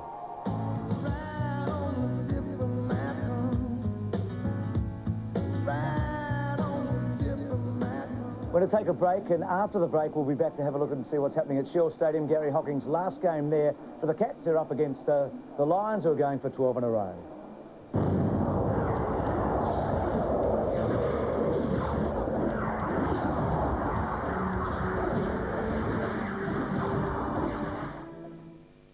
Playing cricket, and I hit the ball so high that Uncle Mark, he forgot where he was going. He tried to catch the ball and landed face first in the mud. It was so funny, Dad. He should have been there.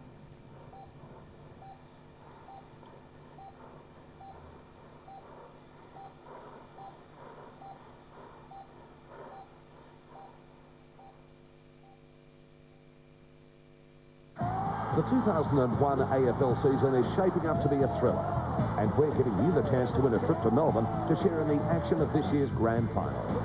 All you have to do is call 1902 555 993 and tell us who won this blockbuster game between Essendon and the Bulldogs in round 21 last year. The goal to bring them back into the game. It's a great kick. He's kicked it. A magnificent effort. Be a part of 2001's grand final fever and keep watching 7 Sunday telecasts for more chances to win.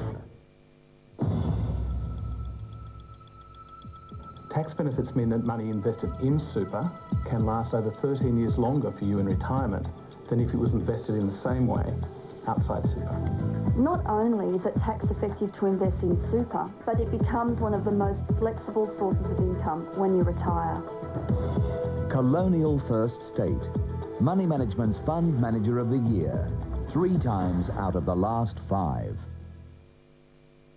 Harvey Norman takes over Rebel Sport. Our 14-day celebration sale is on now. Nike Light men's cross trainers $69.95. Wilson Steve tennis racket $59.95. Kookaburra Ridgeback Supreme Senior cricket bat $69.95. Rebel Sport 14-day sale, don't miss it. Oh, look at that. Bob's now selling us on 18 months, no deposit, no interest. 18 months? Well, that's almost a year and a half. Oh, please sell him, Bob.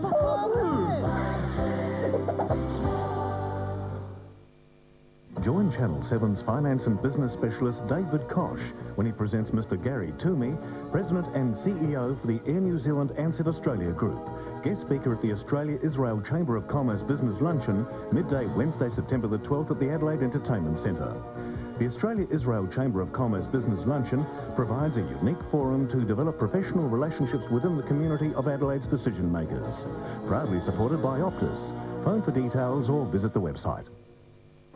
The footy book of the year is Heart of the Game, celebrating 45 years of football on TV. Order through i7sport.com.au and receive a free CD of famous footy commentary. Heart of the Game. You've seen the shows, now read the book.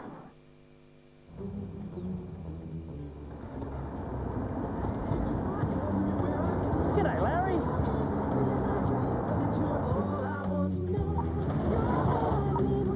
Hey, morning, Larry.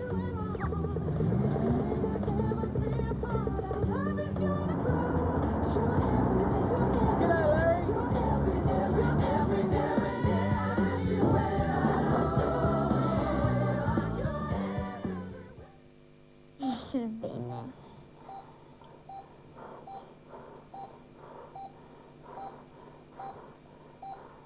If you want to quit smoking, help is available. Call Quitline 131 848. Half-time at Footy Park, must-win game for both clubs. Very difficult conditions. Adelaide with the break at half-time lead 6-4 to 2-3. The footy book of the year is Heart of the Game, celebrating 45 years of football on TV. Order through i7sport.com.au and receive a free CD of famous footy commentary. Heart of the Game. You've seen the shows, now read the book. It really is a terrific read, Heart of the Game, so you can get it from all major shops, also through 1800 807 708 or through our internet site. Heart of the Game, I can thoroughly and sincerely recommend it. The other game today is at Shell Stadium, Gary Hocking's last game at home for the Cats. They're up against the Lions.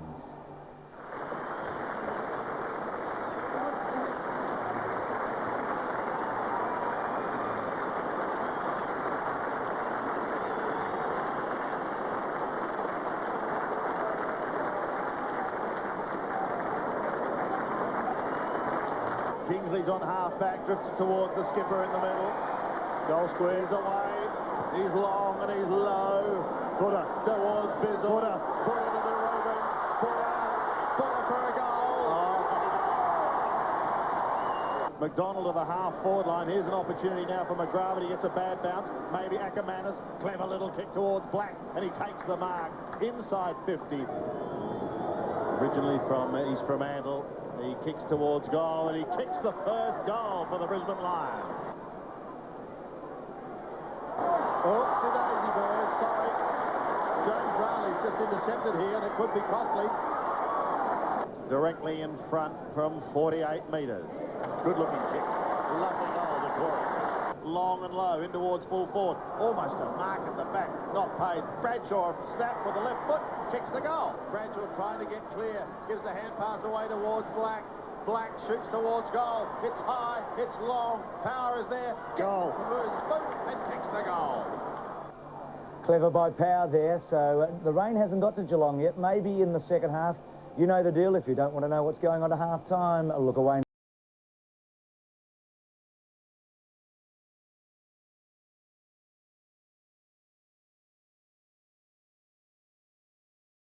Brisbane today, knowing that Geelong is out. If Brisbane win, they stay second. If they lose today to Geelong, then Port Adelaide will move into second spot. We'll take a break. Back with the second half from Footy Park right after this.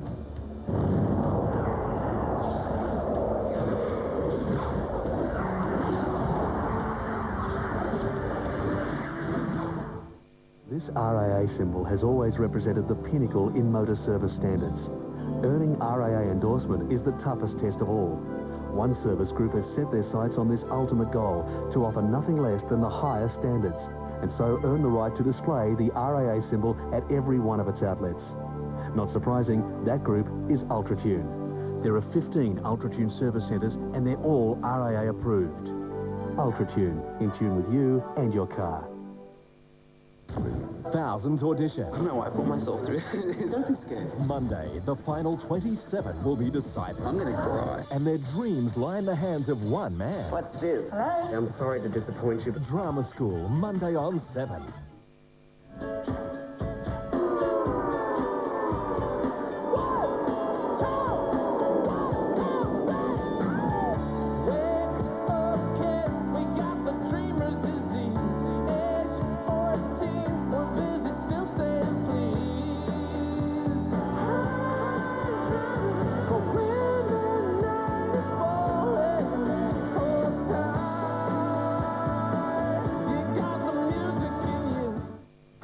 The 2001 AFL season is shaping up to be a thriller, and we're giving you the chance to win a trip to Melbourne to share in the action of this year's grand final.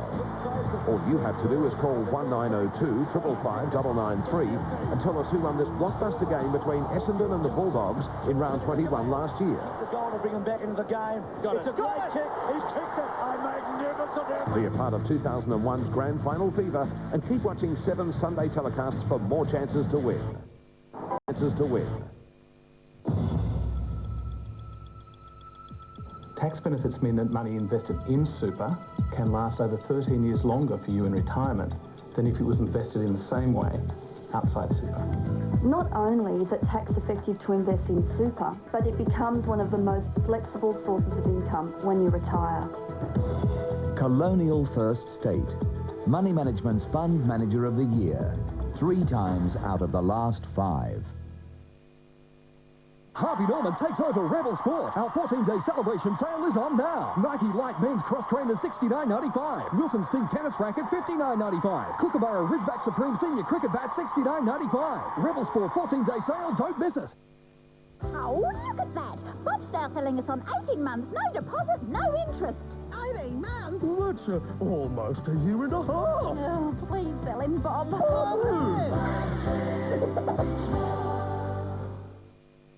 Join Channel 7's finance and business specialist David Koch when he presents Mr. Gary Toomey, President and CEO for the Air New Zealand Ansett Australia Group, guest speaker at the Australia-Israel Chamber of Commerce Business Luncheon, midday Wednesday, September the 12th at the Adelaide Entertainment Centre. The Australia-Israel Chamber of Commerce Business Luncheon provides a unique forum to develop professional relationships within the community of Adelaide's decision makers. Proudly supported by Optus. Phone for details or visit the website. The footy book of the year is Heart of the Game, celebrating 45 years of football on TV. Order through i7sport.com.au and receive a free CD of famous footy commentary. Heart of the Game. You've seen the shows, now read the book.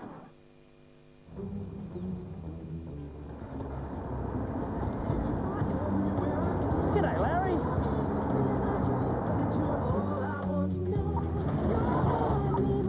Hey, morning, Larry.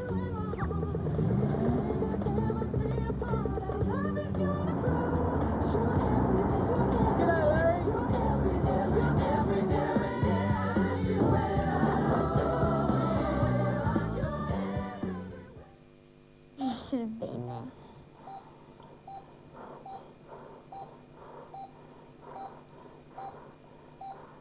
If you want to quit smoking, help is available. Call Quitline 131 848. Half-time at Footy Park, must-win game for both clubs. Very difficult conditions. Adelaide with the break at half-time lead 6-4 to 2-3. The footy book of the year is Heart of the Game, celebrating 45 years of football on TV. Order through i7sport.com.au and receive a free CD of famous footy commentary. Heart of the Game. You've seen the shows, now read the book. It really is a terrific read, Heart of the Game, so you can get it from all major shops, also through 1800 807 708 or through our internet site. Heart of the Game, I can thoroughly and sincerely recommend it. The other game today is at Shell Stadium, Gary Hocking's last game at home for the Cats. They're up against the Lions.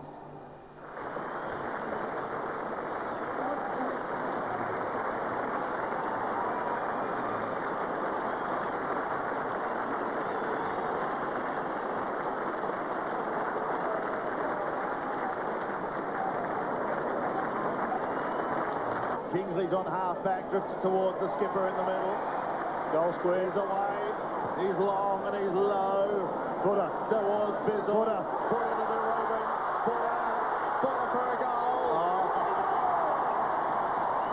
McDonald to the half-forward line. Here's an opportunity now for McGrath. He gets a bad bounce. Maybe Ackermanis. Clever little kick towards Black. And he takes the mark. Inside 50.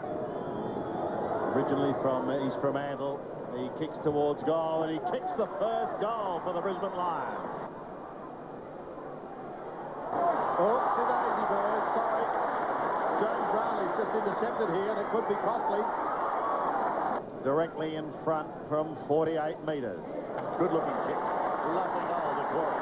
long and low, in towards full forward. Almost a mark at the back, not paid. Bradshaw snap with the left foot, kicks the goal. Bradshaw trying to get clear, gives the hand pass away towards Black. Black shoots towards goal. It's high, it's long, power is there. Goal. Moves boot and kicks the goal.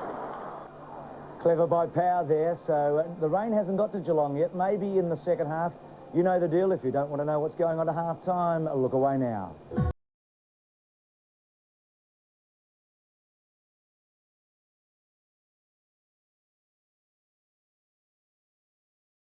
Today, knowing that Geelong is out of Brisbane win, they stay second. If they lose today to Geelong, then Port Adelaide will move into second spot. We'll take a break. Back with the second half from Footy Park right after this.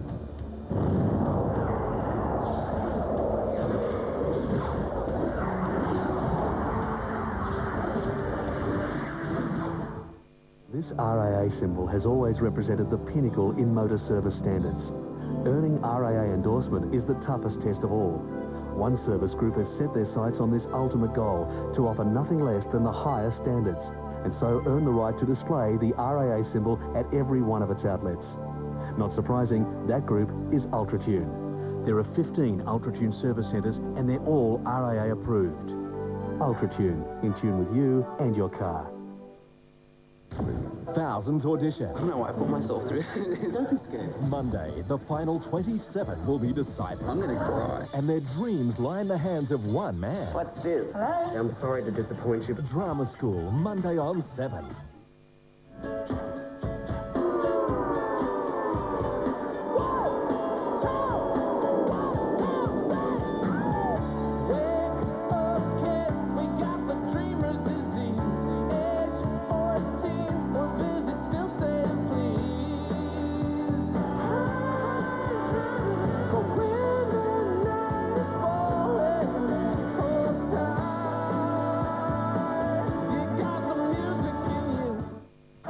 The 2001 AFL season is shaping up to be a thriller, and we're giving you the chance to win a trip to Melbourne to share in the action of this year's grand final. All you have to do is call 1902 555 993 and tell us who won this blockbuster game between Essendon and the Bulldogs in round 21 last year. The goal to bring them back into the game. It's a great kick. He's kicked it. A magnificent effort. Be a part of 2001's grand final fever and keep watching 7 Sunday telecasts for more chances to win.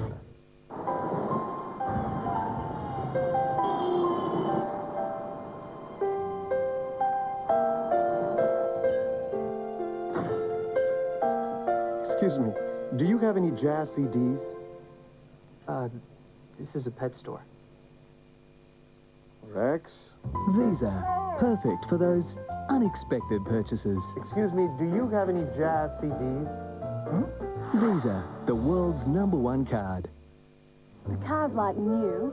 Andy didn't lose his rating 1. At Amy, if you've held a rating 1 for the last 3 years, you keep it for life. So call Amy. Now you can buy the cool Nokia 3310 for just $1 on Beat's $11 per month plan. You'll be on a quality network, plus we'll give you free voicemail. So call B now on 13 33 44 or visit our website and buy direct and save. The footy book of the year is Heart of the Game, celebrating 45 years of football on TV. Order through i7sport.com.au and receive a free CD of famous footy commentary. Heart of the Game. You've seen the shows, now read the book. What are you doing, kids? Oh, I'm trying to win a Ford Explorer. Yeah, that sounds like a great Father's Day present. It sure does. Get into Mitre 10 for your chance to win the ultimate Father's Day gift, a Ford Explorer. Blackadder's been given the top job. My name is Edmund Blackadder, and I'm the new minister in charge of religious genocide. And heads are gonna roll. The outrageous Blackadder, after all new Drama School, Monday on 7. Had the Four Seasons in Adelaide today with the sun out, but Adelaide with this handy lead. McLeod a couple of goals, and they lead 6-4 to 2-3 over Hawthorn. So the match stats to half-time will show that the Crows have had about 40 more possessions than the Hawks. Well, it does show that, but what they don't show really is the way this game is being played. It's played with great desperation and intensity by both teams. It's just that Adelaide have just have been a little bit more efficient when they've gone forward. They were able to score those 5 goals in the first quarter. Tony got one valuable one into the breeze. It doesn't show Hawthorn's desperation. It just shows Adelaide probably using the ball a little bit better. The in-dispute contest is probably significant. 64 to the Crows 48 is just a sure sign of extra numbers around the football and probably working a little harder. Let's go down to Neil Curley at half-time. Kills, what's the scenario here? It's a 4-goal lead with the breeze at their back. What's impossible for Hawthorn from Adelaide's point of view? Well, I thought Hawthorn's job was always going to be difficult at the start of the game. So you'd have to say right now it's going to be even more so.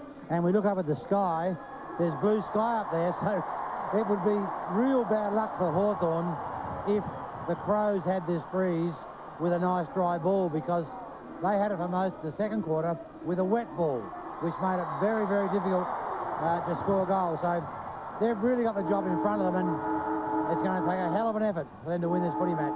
Well, the stakes are high as we start the second half here with the Crows leading by 25 points. Yes, you would think that Hawthorn, anything greater than a 4 or 5 goal deficit at three-quarter time would be very difficult to bridge the gap. So the onus is on the Hawk in the third term. And they start promisingly. Lekas gets the ball towards right half forward. Bassett leads in the race and is quite prepared to just knock it in front of himself with the bottom part of his leg, and it will be thrown in right on centre wing. Yes, and Gary Ayres starting with Ben Marsh in the ruck, and he's gone straight away to shadow Sean Wren, not allowing Sean Wren to have that easy kick behind play.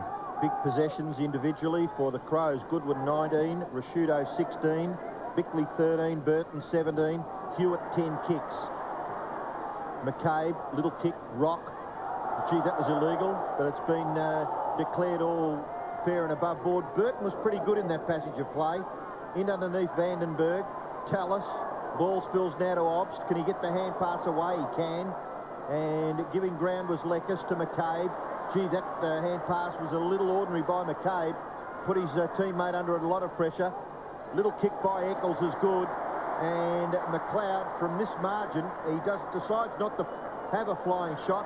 He goes out wide to Marsh, and Marsh will get the first score. And from a Hawthorn viewpoint, you can breathe a sigh of relief in your lounge rooms in Melbourne because he's missed.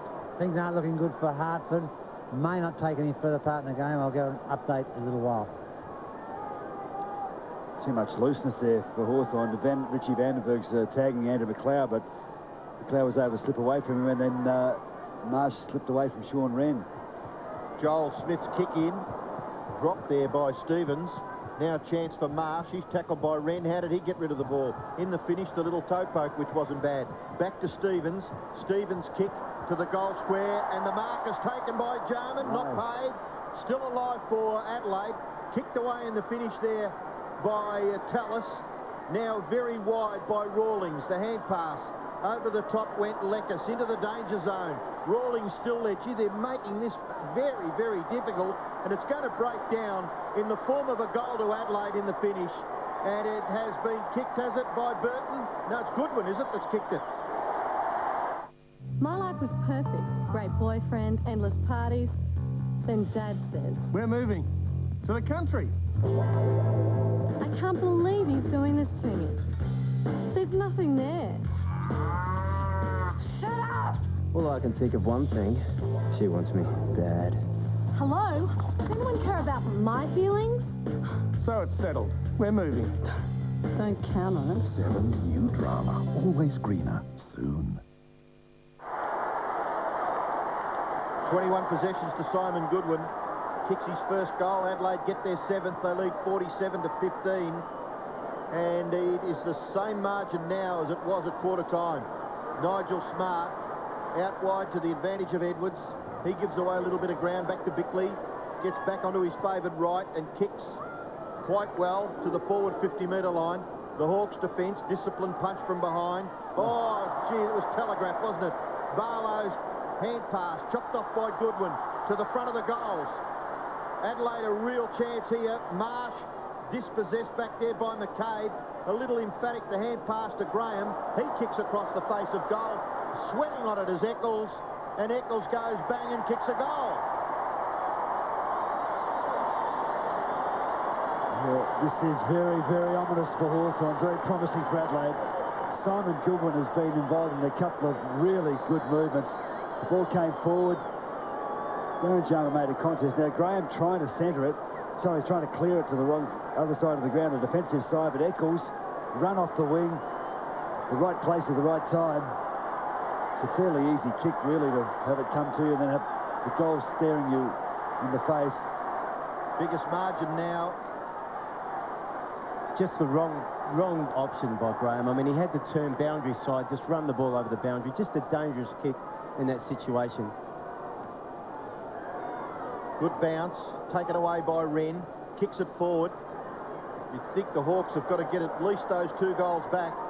Bassett defending grandly, kicks with his right and gets reasonable distance and finds the safety of the line out there in front of Andrew Eccles. And Vardy yet to have a run, Byrne yet to have a run, Biglan's warming the bench. And it might be Shirley, is it? Robert Shirley there as well. Gee, and Adelaide are kicking with the breeze. The sun has come out. The ball is dry. It's going to suit them perfectly. Rock, left foot kick towards half forward. Lord, just a little manhandling there by Stengline. Edwards composed. Bassett again. High, back towards the wing, running with the flight of the ball, taking a good mark as McCabe gets rid of Johnson. And what's wrong with, why would the umpire, why would he ask him to come back? He's marked the ball, he's bumped the player, then he's decided to play on. Well, unless the umpire called time on, that's the only reason he can bring him back after a mark. Matthew Dent accepts the kick, goes very short. Chance there for Barker, gives away a little bit of ground, gets the handball back to Crode. Crode from 65 metres, kicks the ball to the danger zone, good mark. Thompson right in front, 15 metres out. Nathan Bassett in front as he always is, but just out-muscled there by Nathan Thompson, who hasn't had a huge impact on the game yet. He's a wonderful player. The ball held up, carried a bit further than perhaps Nathan Bassett had anticipated. He did the right thing, he was in front, but much better judgment from Nathan Thompson. A pretty important kick here. Big crunch for Adelaide to keep psychologically on the job. They lead by 6 goals, in excess of 6 goals. That goal by Thompson brings it back to 5.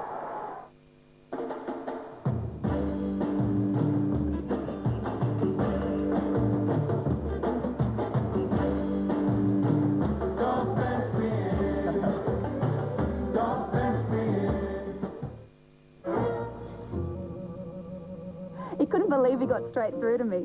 He thought he'd get a computer. If you'd rather speak to a real person, call Amy on 13 22 44.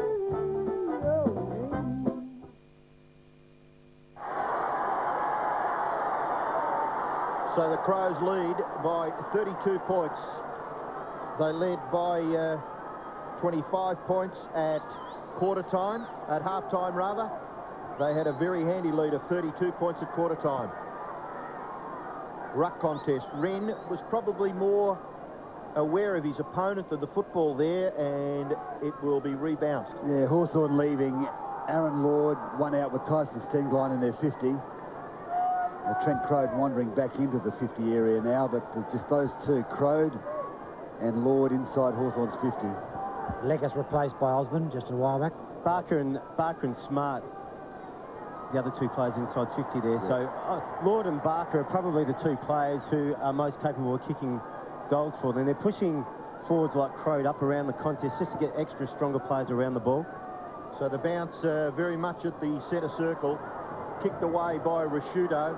That puts the onus right on that Hawthorn defence. Obst and Welsh. In goes Stevens to help out his Crow teammate and former Kangaroo teammate Scott Welsh and Mark Stevens. Gee, there's a lot happening behind the play with Luke McCabe and Simon Goodwin. Simon Goodwin had such a fantastic game. He's had 22 possessions already, and Luke McCabe's obviously been told to close him down, stay in his hip pocket, annoy him if you can. Bickley's kick is, well, that's a free kick to Goodwin there. You spoke of the 2 then, Graham. Well, he's won that round by playing in front. Yeah, Graham, he's one of the hardest players to stop in the competition, Goodwin, because he's a link running player, but also when he's not winning the ball in a linking situation, he's in and under play as well. We saw a perfect example there of where the ball is in dispute. Goodwin getting in front of his opponent, maintaining front position and getting the reward with a free kick. It's pretty hard to shift off his feet too, but I don't know, it's pretty hard to bring the ground. He stays strong over the ball, a bit like Andy McLeod in that regard. Well, very big chance here to post the Crows' 9th goal. Simon Goodwin, long shot, just drifts off to the left. Scores are behind. That's the Crows' second behind since half-time. They've kicked 2 goals too, and Hawthorn have kicked just 1 goal. It was an interesting kick, that one, Tony. He kicked it with his left foot, and you being a left footer, he kicked it to the left-hand goalpost with the breeze over his shoulder. It should have come back. Played back, yep. But it didn't. No, it should have. What happened? I'm not sure. I haven't done that for a long time. I can't remember. The new grandstand, boys, cutting the breeze off. Okay. Good call, Curls. Well, Hawthorn, through Sean Wren, have possession of the ball. Decides to go short. Green for the Hawks. Crows flood back here, Robbo, just making it difficult for Hawthorn to find someone to go to, forcing them to kick long. Well, he's gone very wide, hasn't he, Stephen Green? And out there, it's been gathered by Goodwin. He gets a left foot hack to it, in towards the middle. Green again. He's got someone to kick to on this occasion. It's Mark Graham. Graham goes short. Bassett is there. Well done. He got his left foot to it. Gee, 2 hands would have been better than 1 there for Aaron Lord. He's able to get a second go at it. He gathers, then kicks to the goal front. Hawks should get a goal here. Gee, they're going to mess it up, though. Just a couple of youngsters back there. Crowed. And it might have been Osborne. Lord gets it again. Little hand pass. In comes Vandenberg. Vandenberg's kick goes floating in towards goal, and the mark is taken by Barlow. Quick kick by Barlow improves the angle. Rocker's mark. He's a little further from goal, but has definitely improved the angle. They needed that. They so outnumbered the Crows that they just had to score there. And it was a tremendous handball from Aaron Lord, which released the kick. They nearly missed their opportunity, didn't they? They nearly did. The Crows were frantic because they were hopelessly outnumbered. Got to get this. Must kick this goal if there to be a chance. Anthony Rock drops it on his boot, and he has missed. Tough shot from there, boys. That wind's picked up even stronger. He's kicking right in the teeth of it. In the context of the game, though, it was there to kick. If he does get it, he comes within 4 goals. Really opens the game up for the Hawks. And better tactics this quarter. He's flooding the midfield, and then they're pouring forward with the running ball. Hawthorn going on his own. Hawthorn going one-on-one on the kickoff.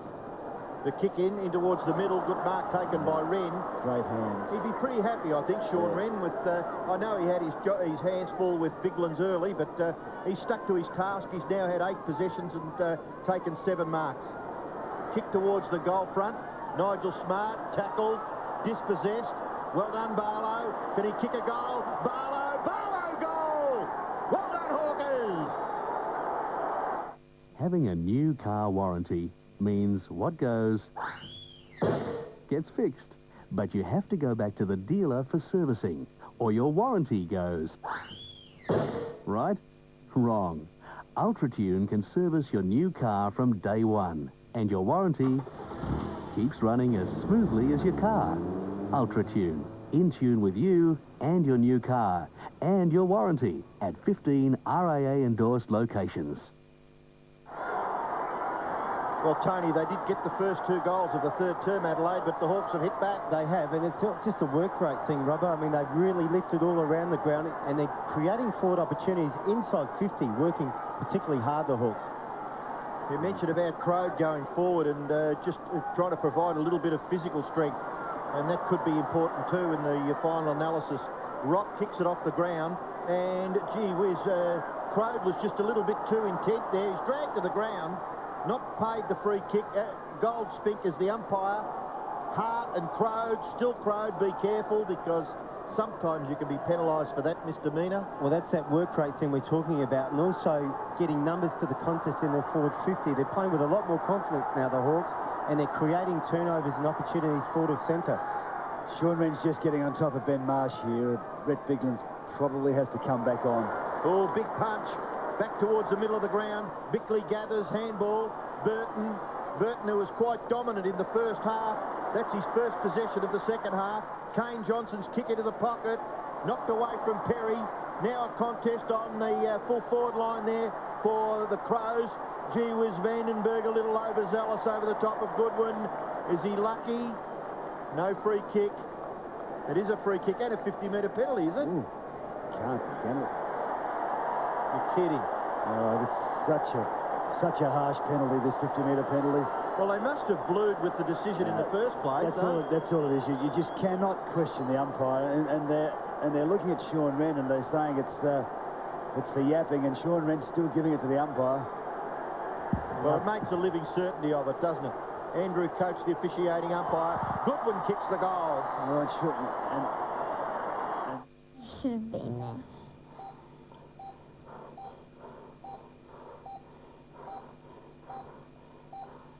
If you want to quit smoking, help is available. Call Quitline 131 848. The car's like new, and he didn't lose his rating 1. At Amy, if you've held a rating 1 for the last 3 years, you keep it for life. So call Amy.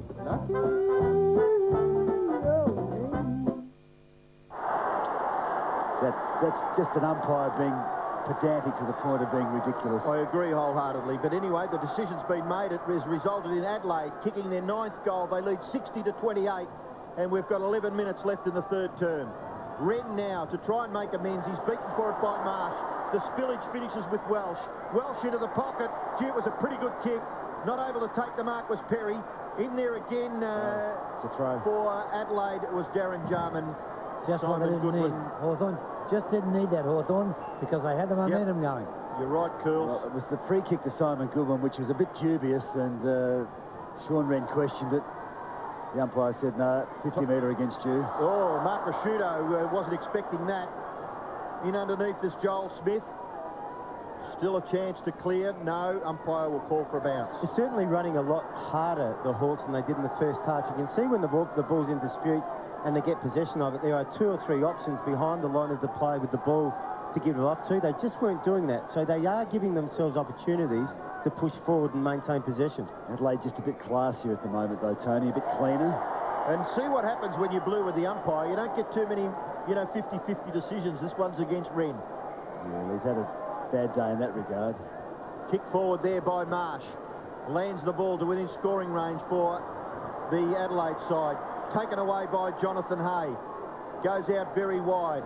Out in front of Lord. The ball bounces close to the line. He tries to play. Oh, gee, that must have only had centimetres in it too.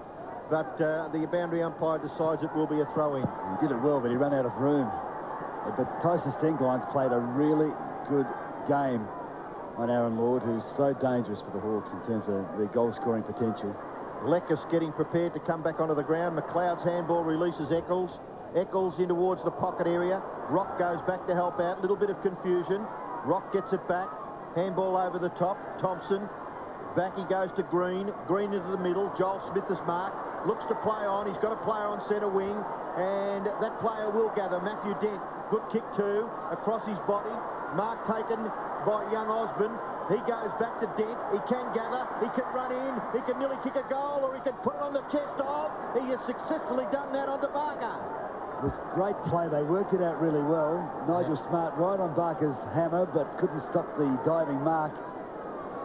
This is almost as hard a kick as you're going to have on this ground on a day like today, with a breeze coming across. She's a real tough angle, this one. But mind you, he's been a great kick for goal this year. Well, this will be quite miraculous, won't he, if he can conjure up something here, John Barker. And he kicks it across the face, and it might have gone out of bounds on the full. Yeah. No touch. He had to put some little bit of draw or slice on that, Robbo. A draw or slice. We know all about that, Curls. Golfing terms, but back to the football at Football Park. 9-6-60 Adelaide, 4-4-28 the Hawks. Nigel Smart left it behind. Andrew McLeod kicked it away for the Crows. And it'll be thrown in, well, a little bit safer out there, isn't it, as far as Adelaide are concerned? It's about 85 to 90 metres from the Hawthorn goal. One area where Hawthorn are doing particularly well is they're actually catching Adelaide out on the break. So when they get the ball between the half-back line and the centre line, they get possession and they're running forward hard, and they're catching out from flooding back. They're catching out their Adelaide opponents. They're creating the loose player effectively and doing it well. Rock has had a reasonably good third term. About 5 possessions. His kick forward has been well marked by Hewitt. Got to make a contest inside 50. I mean, Hewitt's immediate opponent must make the contest. That's Clove, and Hewitt's been very good on him and looking pretty good there at centre-half back in the last couple of weeks. Gee, Bassett did well. Provided the target for Hewitt and then got the ball to Burton. Burton may have coughed it up. Edwards knocked out of his hands. Play-on, says the umpire. What's the difference between that and what happened on the other side of the ground when the Hawks were not allowed to play on? Rashudo trying to burst, got the handball. Jarman, will it sit? No, it won't. Hawks under pressure, but they're up to it. Callis goes wide. McLeod is out there. The ball bounces quite nicely for Barlow. He shrugs the tackle, which was attempted by Bickley. Barlow's handball. Player in support is McCabe. McCabe through the middle of the ground. A wobbly old punt kick. Lands on the chest there of Byrne. He just replaced Byrne. Byrne goes wide. Hewitt marks at left half back for Adelaide. Much stronger quarter by the Hawks, this one. Well, they're in arrears by the same margin as they were at quarter time, 32 points. It's going to be very, very difficult. They need to kick a couple of goals against the trend of play here. Kick by McCabe will finish up okay. 35 to 40 metres closer to goal. He forces a boundary throw in. It's a pretty clever kick, actually.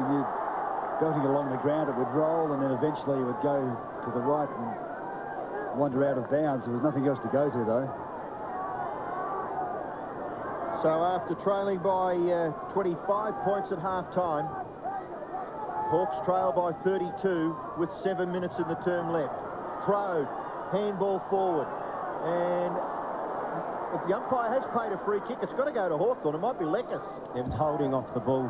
He was held. He was held by Eccles. Just looked as if, or sounded as if there was a little bit of confusion between the two umpires there. Mark Nash. Darren Goldspink ignored, but Mark Nash paid the free kick. He was in the right position to see it. He was the umpire in the pocket. Leckis to pop it up in front of the goals. And the marker's taken back there by Welsh a little too easy from a Hawthorn point of view. Well, he didn't have a target to go to, and we saw Sean Wen off the screen coming from a kick behind the play, fading forward. He just didn't get there quick enough because he would have been the obvious target on his own. Scott Welsh is working so hard. He's starting the forward line. He's pushed back into defence, took that mark, and now pushed forward up to the wing. He's going to go the other side. Goes to the goal square, at which the Crows are defending. Bickley decides to go long. 6.5 minutes left. And that kick from Mark Bickley was okay in the finish. Yeah, a good kick too. He had nothing to kick to, so just to push the ball out in space, a long 50 or 60 metre kick in front of Eccles, so there was no doubt it was going to run out for the boundary, or Eccles had front spot. Good selection of good choice selection of kick by Bickley. Gee, it's a big crowd, isn't it? What everyone knew was going to be a dirty day, and in excess of 40,000. McLeod was caught, but still able to get his kick away, and a good mark taken by Johnson. Kane Johnson for Adelaide, looking to go long, and he pops it into a good spot too, right in front of goals. The Hawks defending.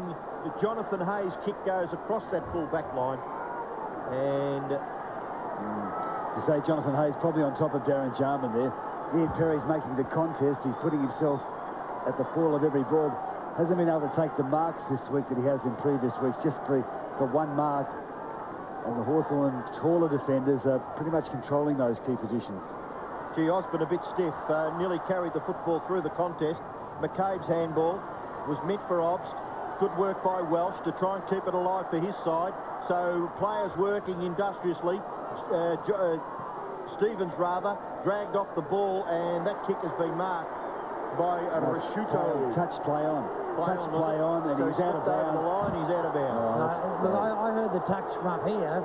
Yeah. Mark Rashuto should have heard it where he is. Okay. 19 possessions to Rashuto. Touch play. He takes the mark, thinks he's got a mark. He's out of bounds. The umpire calls play on it with throw in. Edwards tries to crash his way through. Able to get the hand pass away. Good desperate stuff there by Luke McCabe, confronted by Evan Hewitt down there in that left half forward area of the ground. It will be thrown in. So, Curls, the breeze is blowing away from you. You're 60 metres away and you heard the touched off the boot. I heard it here, quite clearly.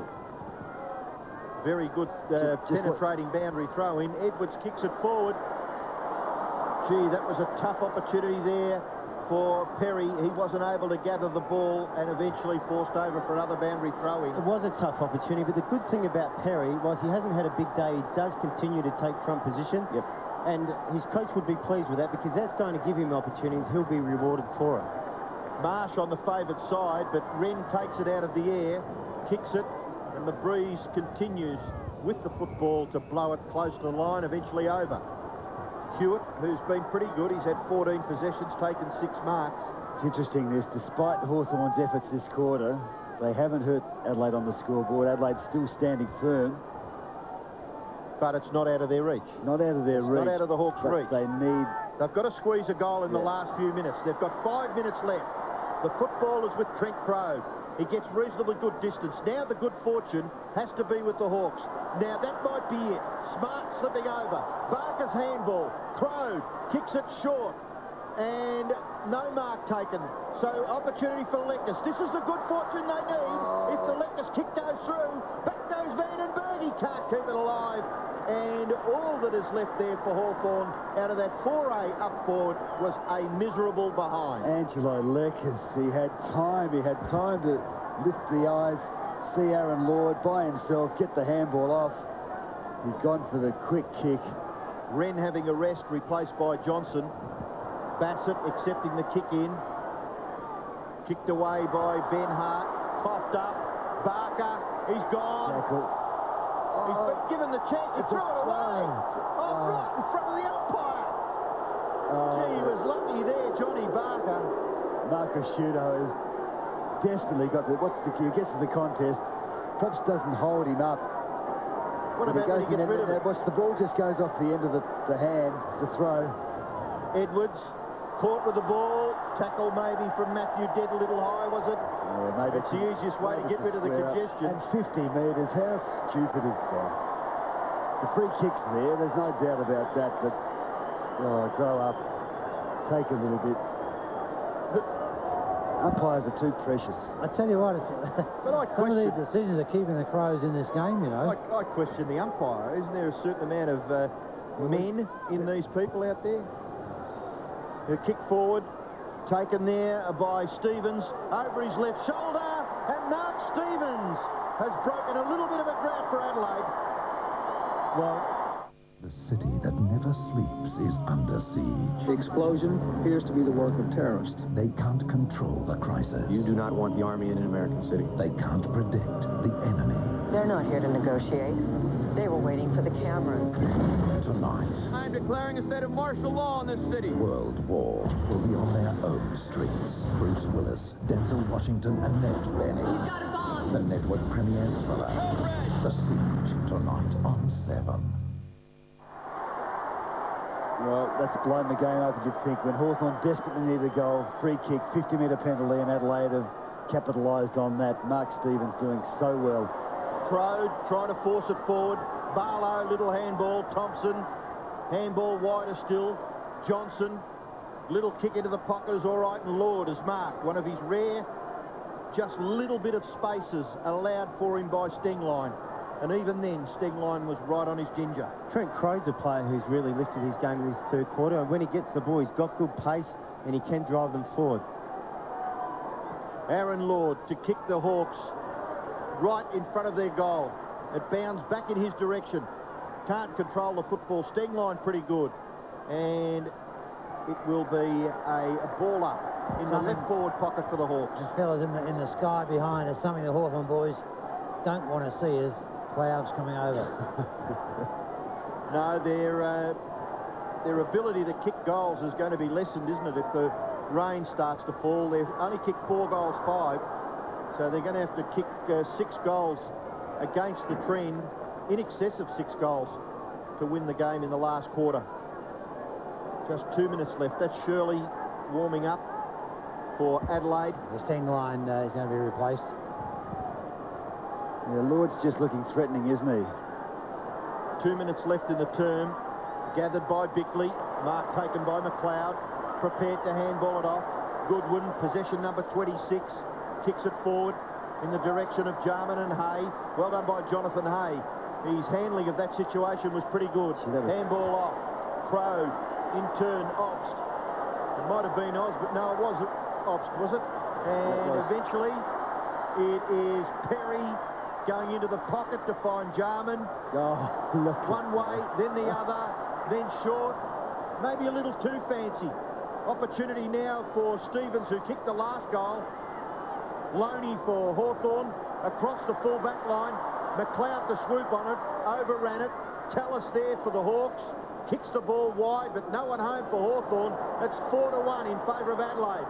Good shepherding, terrific shepherding, and it resulted in the kick coming forward and Johnson marking. Right half forward for the Crows. 10-6 plays 4-5. The margin 37 points in favour of Adelaide. Johnson's kick goes forward and a good mark taken by Rawlings. A minute left in the term. He's had a tremendous game. Well, he and Hay both, Graham. Well, they have been very, very good players for Hawthorn right throughout the year. Jonathan Hayes handball. Johnson. They've got to conjure up something here. Awful kick by Brett Johnson. When he had the chance maybe to carry the ball a little further, to maybe suck one of the defenders down onto him, and the kick was very, very inaccurate and over on the for a boundary throw-in. And that's exactly what he needed to do too. If you haven't got a target forward or you're not able to find a loose player on the break and you've got space, you must carry the ball, bounce it and work it down the line and wait for something to open up. So Bickley just leaving it behind, gathered by Joel Smith. Yeah, great job on Rashido. Left foot kick has been well marked there by Eccles. Looking to play on, and they keep possession because the kick has found Johnson. He plays on quickly, and the only score that will be added here could possibly be a Crows score. Simon Goodwin, this is his 27th possession. Byrne to kick to the goal square. They don't need a Crows mark. It's knocked through for a rush behind to Adelaide. A lot of people interstate don't readily recognise Simon Goodwin. He was recognised by the All-Australian selectors last year. Made some people sit up and take notice, but he is such an impressive player, and today, no exception. 20 kicks, 7 handballs, just the 2 marks, 4 tackles, 2 goals, 1 in these conditions. That's the critical factor. Well, the kick in goes very wide, and it's knocked back for Adelaide, but Tallis. So one area where the Hawks have dominated the quarter is the marking contest. They've had 5 marks, contested marks inside 50 that they've taken. In the Crows forward half, they've taken 10 contested marks. So they're dominating in the air at both ends of the ground, repelling the forward moves by the Crows and also creating opportunities with their tools inside 50, which is a good sign for them going into the last quarter. Game's still wide open, Robbo.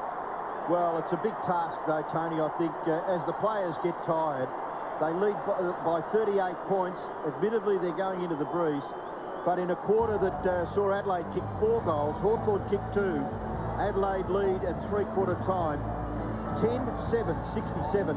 Hawthorn 4-5, 29.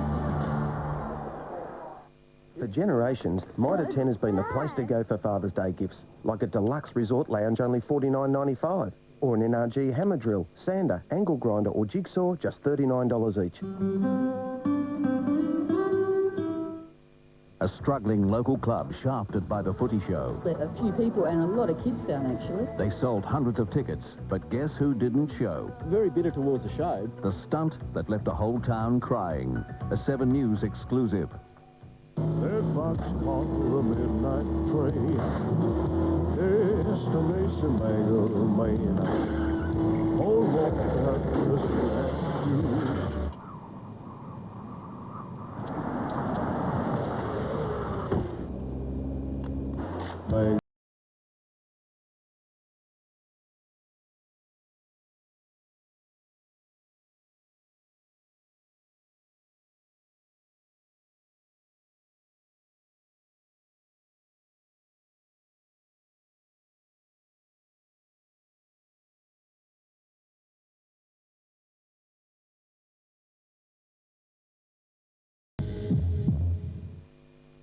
It's been a tough match, but at the business end, there's no stopping them. They're looking the goods. Oh, beautiful tap on. They're away. This is sensational to watch. A real premiership performance. Golden draft, thanks. Oh, look at that. Bob's now selling us on 18 months, no deposit, no interest. 18 months? Well, that's almost a year and a half. Oh, please sell him, Bob. What sort of person are you in the morning? One that's easily irritated? Nivea for Men Aftershave Balm soothes and moisturizes your skin after every shave. Nivea for Men Aftershave Balm for for men who dare to care. We're trendy. We're traditional. We're leather. We're recliners. With stock ready to go now at the lowest price or it's free. Discount Lounge Centre, Ranella, Parafield and Keswick. G'day, Paul DeRusso of Perth writes, when I have friends over to watch the footy, I spend so much time playing host, but I can't enjoy a few UDLs myself. Well, Paul, I'm assuming you can't afford a professional caterer. So do as I do. Put the locals to good use.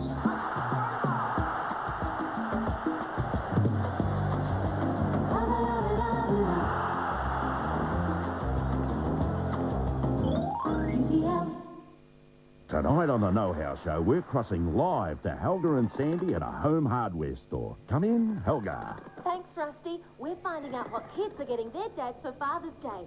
What does your dad want? A stainless steel Gerber multiplier or a GMC triple pack with handy carry case. And you? A hard point jack cancer. Well, back to you, Rusty.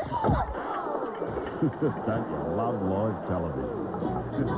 Father's Day Dog-a-Log, out now. On Today Tonight, how to beat Adelaide's parking fines. You can challenge these laws. The secret they don't want you to know. Oh, I think it's in the tens of millions. 6:30 on 7. 7's football telecast. Proudly brought to you by West End Draft. West End, your thirst. McDonald's, Mac your day. And Mitsubishi Motors, driving your world. The AFL, in association with its premier partner, Carlton and United, proudly presents the 2001 Premiership season. Well, this contest feels a lot closer than the scoreboard. It's 10-7 to 4-5. The Hawks do have the breeze in the last quarter, but they're going to have to probably kick 8 goals to win. So the other games today, all at three-quarter time, and some replays are coming up. If you don't want to know, it's Sydney, St Kilda, Melbourne, Freo, and we start with the Cats.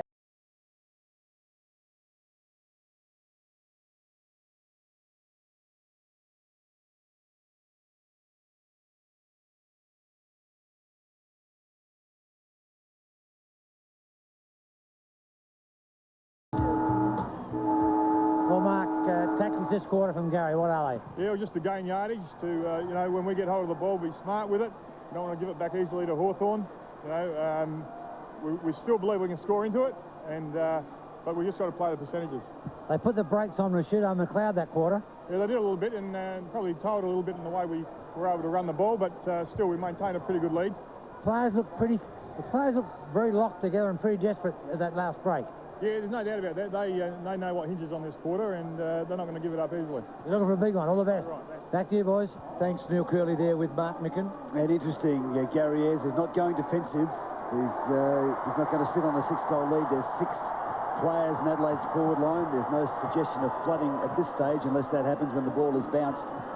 But it's a traditional forward line, and Hawthorn have not made any changes in their forward line. They've still gone with Barker, Thompson and Crode as their big players. So if the Crows win, they're in the finals this year. If the Hawks win, they're in the top 4 tonight. That's what they're playing for right now. Big ask for the Hawks. They trail 4-5 to 10-7. 38 points is the margin. As we begin the last term here at Football Park, some desperation shown by Byrne. He can't quite break away. Got the ball clear eventually to Edwards. Edwards off the left has coughed it up. Good mark taken by McCabe.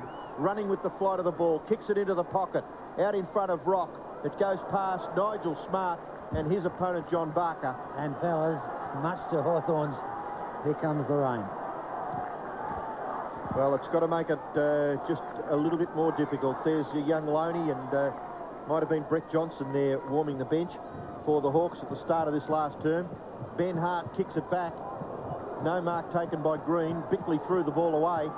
The umpire very much on the scene saw that, and the free kick will go to Anthony Rock. Gee, how important is an early goal? I mean, what that will do, Graham, it'll give them that momentum to really lift and go up a cog, because they're going to need to. Rock's kick. Danger area as far as Adelaide is concerned. Ball comes out to Barlow. He's ridden into the ground, and eventually the umpire will call for a bounce about 35 metres out from the Hawthorn goal. They trail by 38 points. Adelaide 10-7, Hawthorn 4-5. Rashudo, we believe, is in the forward 50 for Adelaide. He's been pretty good for most of the game, 19 possessions. But the stage is back on the half-forward line here for the Hawks. Vandenberg gets rid of his opponent, which was McLeod, kicks it towards full forward. Thompson couldn't take the mark. In after it, Osborne. Shirley there. Was Osborne held? Oh, they sang his hold. There's a free kick there. Umpire very much on the scene. He did have the football in his area, I thought. Robert Shirley is tagging him. They've been well, it's actually, you can see Tyson Edwards' left hand had a handful of jumper. The umpire's in the right spot. Well, probably get away with that normally, but this is the youngster from Labrador in Queensland. And he's done a good job, hasn't he? Well done, a goal to the Hawks. We won this game, but have the Kiwis found one they can beat us at? Oh, fantastic. Experts at making money. Well done, buddy. They show you how to turn $10,000 into a fortune. $250 cash, the deal. Aussies battling the clock. But wait, there's more. And the Kiwis. See how to get rich quick. And a word. The premiere special, The Money Game. Tonight, 7:30 on 7. Well, Michael Osborne gets that first goal. This is a pretty significant moment for AFL footy, you know. This is a kid from the from Queensland getting his first chance with a Victorian team and playing a role at this stage. Gee, Vandenberg was good to get rid of McLeod, which set it up in the finish. But we're watching back as a result of the centre bounce. Mark Stevens and Kane Johnson trying to clear that little bit of congestion, and they are unsuccessful. The umpire's going to pay a free kick. Who's on the bottom? Oh, no, that's unbelievable. I can't agree with that. Gee whiz.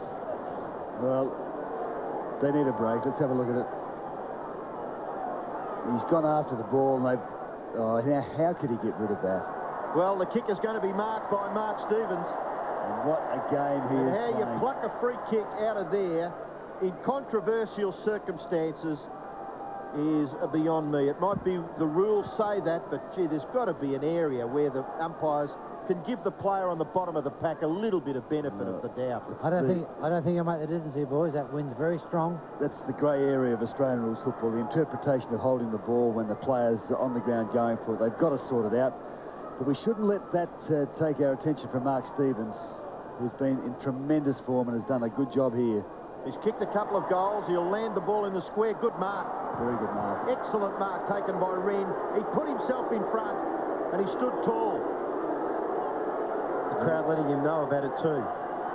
10-7 to 5-5, 32 points the margin. And we have played exactly 4.5 minutes of the last term. Wren to play on. To go to the members' side of the ground. Gathered there by Eccles. He kicks it back. And no mark taken. Gathered here by Rashudo. He'll kick over behind. That opened up for him. The goal's opened up. He tried to bend the ball. It was almost a banana kick. Perhaps the drop punt was the go, but he's burst through. Just didn't quite have enough angle to use the banana kick. Graham, where's the huddle gone? Well, I think they're using it smartly now, Kils. They'll use it on occasions, but they're mixing it up, which is confusing the opposition defence at times. If it's not a mark, it's a free kick to Rawlings. What they haven't done, Hawthorn, on the last couple of kickoffs is exploit it. They've had the breeze behind them, and the last couple of kicks have been poor. Now they get out of it here because there's a free kick. They've got to make better use of their kickoffs. Leckis has got to have a go. He gets a front posse. Couldn't take the mark. Ball goes back to the middle. Important possession. Kick it off the ground, Sean. He didn't. He tried to gather it. McCabe under pressure. In goes Bickley. Shares it with Eccles. Eccles in towards half forward. And that was an important turnover in the middle of the ground when Sean Wren couldn't gather the ball. Some footballers think they're cheating when they kick it off the ground. Perry towards Johnson. Still a chance. Johnson got back up. Gathered the ball and kicked a goal. Well done, Kane Johnson. What are you doing, kids? Oh, I'm trying to win a Ford Explorer. Yeah, that sounds like a great Father's Day present. Ah, it sure does. Get into Mitre 10 for your chance to win the ultimate Father's Day gift, a Ford Explorer.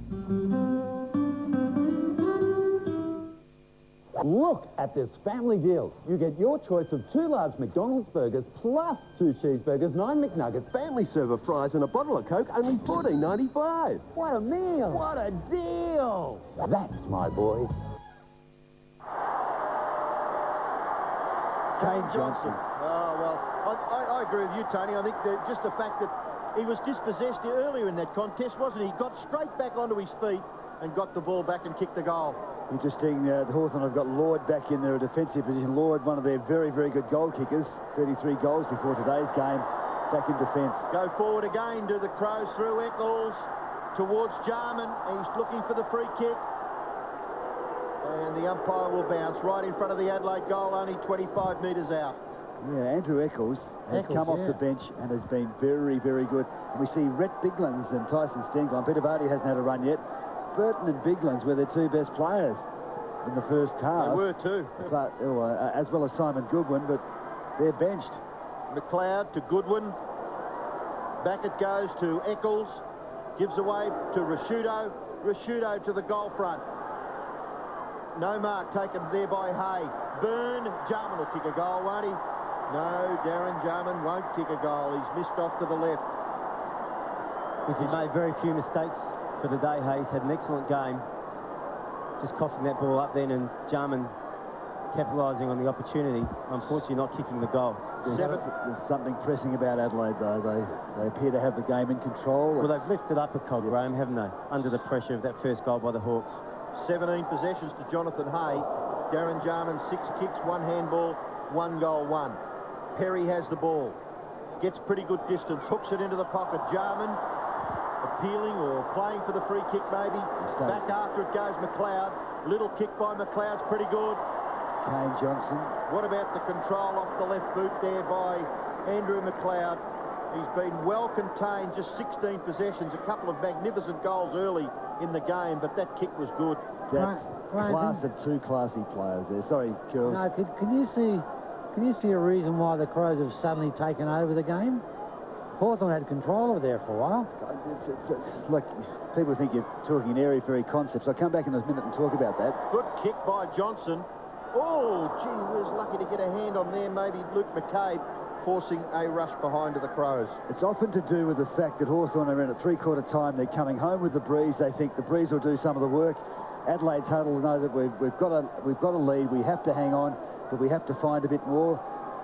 So I think it's almost that psychological process where they found a bit more, whereas Hawthorn have maybe subconsciously relaxed, and therefore Adelaide have been able to gain an ascendancy. Joel Smith to kick in, gets pretty good distance with the kick. Oh, good mark. Good mark taken by Crode. Has he been paid? No, the man in front has been paid the mark. Yeah. And I agree with, might have been you, Bruce, that mentioned about Mark Stevens' contribution. Not big stats, but by gee, he does a lot of work in and under, and he provides some sort of a contest. That kick has been well marked. Goodwin, best man on the ground, in my opinion. He's kicked 2 goals, and he'll come up now for his 29th possession and will nail it for Adelaide. Well, the Crows... Sorry, go on. Okay. Their work rate has improved significantly. One of the other good things, Graham, about the Crows forward line is they've got defensive players who've pushed forward. I mean, Stevens has gone forward, Johnson is playing forward, and they've got good defensive tactics at that kick out. Then we saw they were able to control the ball, keep it in the areas. The zone's working well for them. Yeah, well, the zone is working, and Simon Goodwin, the second really strong mark he's taken in front of the pack. 41 points. Good kick. Wasn't that an emphatic kick at the football? Goal! At these prices, don't miss being a part of the action at Repco. Nava, twin and triple air horns, twin $35.95, triple $39.95. Mobil, premium motor oils, 5 litre Mobil 1 $49.95, 5 litre Synth S $27.95. Trico, premium metal back wiper refills, $9.95 a pair. Chino seat covers, genuine sheepskin, 3 colours available at just $99 a pair. At Repco, we know what it is, we know where it goes. Well, they talk about Darren Jarman being the Rolls Royce, but there's a lot of similarities about the way Simon Goodwin moves, the balance he has and the skills. He just happens to be a left footer. Darren Jarman is the right foot, but he's had a great impact on this game for the Crows. 47 points the margin. Rengett got the ball down to Rock, and Anthony Rock's kick has been marked by Lekas. Goes across the lines here, a bit risky. Oh, Edwards just a little late. Marcus taken by Stephen Green. This is the biggest margin between these two teams for the day. Adelaide got out to a 32-point advantage at quarter time. Andrew Eccles. He's played well, Graham. I think it was pointed out a little while ago. 12 possessions. Well, they've taken Burton off and put Eccles on. They've had about 40 between them. Goodness, let's work that out. Put them together, they've got a good one-man game. Burton had 19 possessions. Eccles has had, what? Eccles has had 13. It's 32. So he's got it again, and he's kicked it towards the wing. Mark Stevens buffed off the ball by Johnny Barker. Nigel Smart is, well, he's stuck to his guns, but he hasn't been the normal Nigel Smart. He's been reliable, though, and he has done jobs on important players as a stopping player. We certainly haven't seen him run off today, but he has played a good stopping game. Barker with 11 possessions, and Nigel Smart, from that point of view, I guess, is, but Barker, limited opportunities. Here's Bassett with the football. He's tackled, but tackled, not rewarded. In fact, Robert, there's a bit of a theory going around with Nigel that he's a better player given a job before on a game on a high-quality player. When he's played half-back roles and wing roles where he's been able to do his own thing and push forward and run, it's nearly that accountable game which is making him play well. Kerry and Kutafidis, two players he's done jobs on the second half of the year. Lekas try to force the ball forward. Umpires found a free kick, and it will go to Lekas. Andrew Coates, the officiating umpire. And it may be because that was not necessary. Yeah, well, he just fell on top of him, really, and it's in the back. Lekas kicks the ball to the goal square. Smart couldn't take the mark. Down there is Barlow. Goal will be kicked by Aaron Lord, and the Hawks get a belated goal.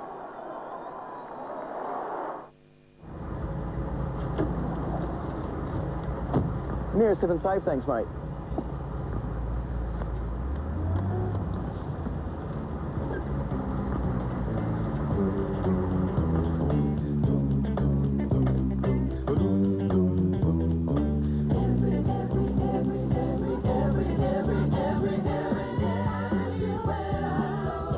Just making $1, sunshine. Well, the Hawks pull back to within 39 points. The kick out of the middle for Adelaide came from Goodwin. That's his 30th possession. McLeod's handball. Bickley dispossessed. Just a little bit of toe poking in there. Stevens tried to get it clear. Smith, Graham. Graham kicks it out towards the wing. Now an important possession. Very important. It's taken here by Crode. And a big booming torpedo by Trent Crode goes all the way. Nigel Smart's little toe poke. And working very, very industriously back there was Mark Stevens. No, it's young Shirley, is it, back there with Nigel Smart? And he found, at least from a Crow's point of view, the safety of the boundary line. Nigel Smart got a very important hand to that ball as it came. It looked like he was going to clear the pack. It didn't. He just managed to get his hand to it and it dropped to the front of the pack and they were able to push it out of bounds. Hawks a chance to score. Goodwin, Ben Hart, good spotting. Eccles again. They'll get that 40 possessions between them, Burton and Eccles, Graham. They will. Keep counting while we watch the footy. This bloke will get 40 by himself. He will too. Goodwin receiving from Hewitt in towards half forward. Brilliantly roped off the pack by McLeod. Unselfishly. And well done by Jonathan Hay. Just to get a hand on the football and spoil the attempted mark from Jarman. Jonathan Hay, what a defensive game he has had. It was a great kick from Andrew McLeod. Why do they do that then, yet they jump in quickly and give a 50-metre penalty against a player who's using abusive language? Do not start. They've got to get in there and talk to those players. I mean, they are all men playing the game. Get in and just have a talk to them and tell them to keep the rubbish to themselves. Get on with the game. Rock trying to desperately get the ball forward for the Hawks. Vandenberg, Johnson, McLeod from Bickley. McLeod! Oh, just missed to the right. 2 goals, 3 to Andrew McLeod. His 2 goals early were quite scintillating football. He's had 19 possessions, which is probably a bit quiet for him, but the 2 goals are valuable. Richard Vandenberg, you'd say, has done a pretty good job on him. Just the 7 possessions to Vandenberg, but McLeod looks so dangerous every time the ball goes forward for Adelaide. Kick in. Oh, good mark.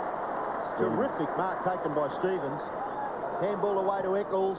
Eccles into the pocket. Oh, that's a free kick. That's It's against McCabe, but it'll be taken by Bickley. Well, in the run into the finals, Just watch this. All he has to do is run until he tries to turn, but he'd made contact with Mark Bickley before he did that. It was a pretty crude attempt. Andrew Eccles is going to be an important player for the Crows. He's missed a lot of the year. He's had a terrific game today on a wing. He finds space well. He's had success at the MCG. An excellent young player. Bickley goes for goal, and across the face, helped over by the Hawks defence for a behind to Adelaide. So they're 12-12-84, and they lead Hawthorn 6-5-41, a margin of 43 points with 9 minutes left. And the defensive zone in the kickoff confronting now. They've actually gained... Joel Smith kicking off. They've gained a lot from this today, Graham. It's worked extremely well. They've made the most of it. Hawthorn have really struggled to get it out of there, and they've kept the ball inside the 50-metre area. Hawthorn are trying to bring it the attacking side, so Adelaide have stacked numbers this side as well. Good punch away by Perry, it may have been. Osborne came from Mark Stevens. Working underneath there is Osborne. That might be out on the full off a Crow's boot. Rashudo, maybe. It was. Osborne did well to pick it up, knocked it forward, and there was an accidental kick out of bounds. Vardy in a lost situation here, coming on with 8 minutes left. The team controlling the game by 43 points. Michael Osborne, play on. Plays to his own advantage. Just ran over the line. Ran over the line, did he, Curls? Thanks. He just had the ball just outside the line. Here he goes, just watch it. Tell you what, touch and go. You're not bad, Curls, from where you were. But you... No, I'm right in line. It was just over. Oh, he had his right foot on the line and kicked it with his left. Unbelievable. Anyway, that free kick, or not free kick, the boundary throw-in has taken place. McLeod has crumbed it beautifully. Kicked the ball up towards full forward again. Jonathan Hay gets a fist to it. Vardy into the action very quickly. Still Peter Vardy. Obst to Luke McCabe. McCabe kicks the ball back towards the wing. No mark. Where are the crummers here? It's Rashudo. Little kick good.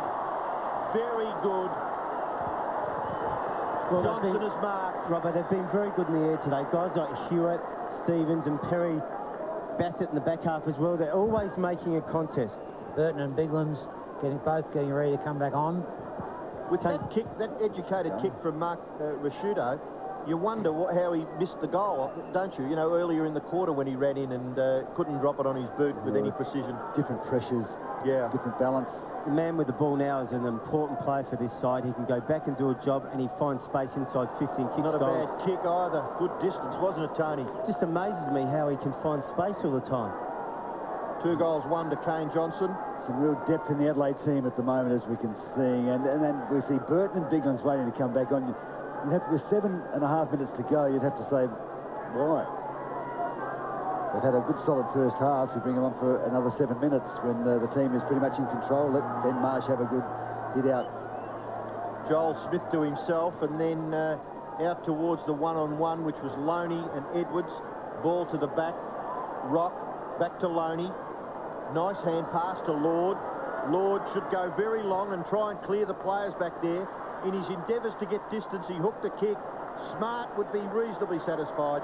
Forcing a boundary throw in there. John Barker just a little disappointed with that delivery from Aaron Lord. Marsh replacing, Bigland's replacing Marsh. He's done a pretty good job, Marsh. Yes. Wren coming off the ground, 2 kills by the look of it. Yeah, he's had a good game, Rennie. Yeah, 11-2, 8 marks, 7 hit-outs to Sean Wren. Conditions have suited him well, though. I mean, if you're going to ask Sean Wren what type of day would he want, it would be a swirly breeze type of day. A thinker's day, he can play kick behind the play. He's a surprisingly good wit with a footballer, too. He's a thinker. Bounce of the ball right in front of the Hawthorn goal. They're striving for their 7th goal. They've got a chance too. Lekas goes back to Johnson. Johnson's kick is all right. Mark is taken by Loney. It's a beautiful kick. Both the Loney boys are so beautifully balanced. And he's got the breeze behind him. It's going to be over his right shoulder. So Nigel Smart in a bit of strife there. I think Nathan Bassett came over the top of the ruck contest. May have collected him. Nathan Loney's 3rd game, and he may kick his 2nd career goal. He does. Good kick. Good finish. Who's the one person Albertson that can get those housemates to expose their true feelings. Oh, no. I've been waiting for this one. Monday night, a Weakest Link special event. This is revenge. 3 months in the house was easy. But can they survive 1 hour with Cornelia? Things have gone rotten for you. Finally, the claws come out. A special Weakest Link Housemates Revenge. Monday, 7:30. Come on, Cornelia. I don't think so. Well, here's what's Major Smart drag he's taken by his teammate who's attempting to get to the ball. It looks like he might just be winded. He's up and around now. Well, just speaking there about Nathan Loney kicking his first goal in this game, had a little bit to do with his father, Ken, at the McKinnon Football Club. And Ken, you'd be pretty proud of both boys, Ryan and Nathan. And Mark Rasciuto to try and clear from the centre bounce. Eccles again. Bickley just hacks the kick towards half forward. Gathered here by Green. No one really to kick to, so he's got to just kick quickly over his left shoulder and finds the safety of the boundary line, so it will be thrown in on centre wing. The margin, 38 points, was exactly the margin between these two teams at three-quarter time. Yes, but the difference is Adelaide going into a very stiff breeze. Green gathers, nearly run down. Got the kick away, not too bad actually. Johnson for Hawthorn, in towards the forward 50. Where are the Crummers? At the back of the pack, Rock. Couldn't take it. Barker, he can't take the football with him. Bassett gets it to Shirley. Well tackled by Barker, got the hand pass away. Smart, now Edwards. Little kick by Edwards is all right, and it's taken out there by Biglands. That back line has combined extremely well for the Crows today, both defensively and offensively. It's one of the great things of the side and the premiership sides. Their back line was very strong. Looks good today as well. The one thing about today is that it hasn't been an attacking back line, though, Tony, has it? It's been a really dour defensive unit that's stayed pretty much at home and frustrated the Hawthorn forwards. In that little passage of play, Simon Goodwin gained another possession. The kick went forward, and Thompson and McLeod, the respective number 23s, vie for the football. It's not clear for a boundary throw-in. Crowd 42,827 today, so in difficult conditions. Looked terrible before the game opened up nicely in the second half. Excellent crowd. Vardy gathers the tap there that came from Nathan Thompson. The kick forward, still Jarman, searching for an opportunity late in the game. Graham run down, well done by Mark Stevens. Graham's hand pass goes down towards the wing. Rock is well tackled, but he's able to spill the ball out the back. Johnson for Hawthorn gathers and kicks it forward. No mark taken. Oh, brilliant football by Ben Hart. Brilliant football to keep the ball in front of himself and then gather and deliver to Burton. Burton's kick, high, lands it close to the wing. Vardy, an attempted knock-on in his endeavours, maybe. Who infringed there? Well, he looked like he was simply going for the ball. He was in a spoil. He came over the top, but the umpire says over the shoulder, but yeah, oh well. Genuine effort to get the ball, I would have thought. Might have actually been on Stevens in the prior play to Vardy getting to the contest. Well, it couldn't have been on Stevens because he did nothing, really. Edwards at the bottom of that pack. We watched Perry come on for Mark Stevens, and I think the fans really have spotted that, haven't they? The value of Mark Stevens to the Adelaide side. They're a chance to gather here, and it's kicked forward by Bickley. Ben Hart is still a very, very good player, Ben Hart. Johnson grabbed round the neck. That's a free kick, isn't it? Surely. Johnson at right half forward. He goes short, and the mark is taken by the bloke who just came on the ground, Brett Burton. Kane Johnson, as a permanent half-forward flanker, which he's pretty much done, has been superb today. And here's this bloke again. Well, Burton found plenty of the ball. Spent a fair bit of the last half on the bench. What about this fella? Simon Goodwin. He's just played a terrific game, hasn't he? He's just taken his 8th mark. I'm sorry, it's his 3rd mark. Gee, I think they're around the wrong way, aren't they, those handballs and marks? Well, he's coming in for his 24th kick. He's had 8 handballs, 6 tackles, and they've accredited him with 3 marks. I can remember all 3 of them, which is unusual. Well, his last kick for goal was just such a beautiful kick with wonderful penetration. You wouldn't reckon he'd have any problems here. He doesn't. He drops it on his boot beautifully.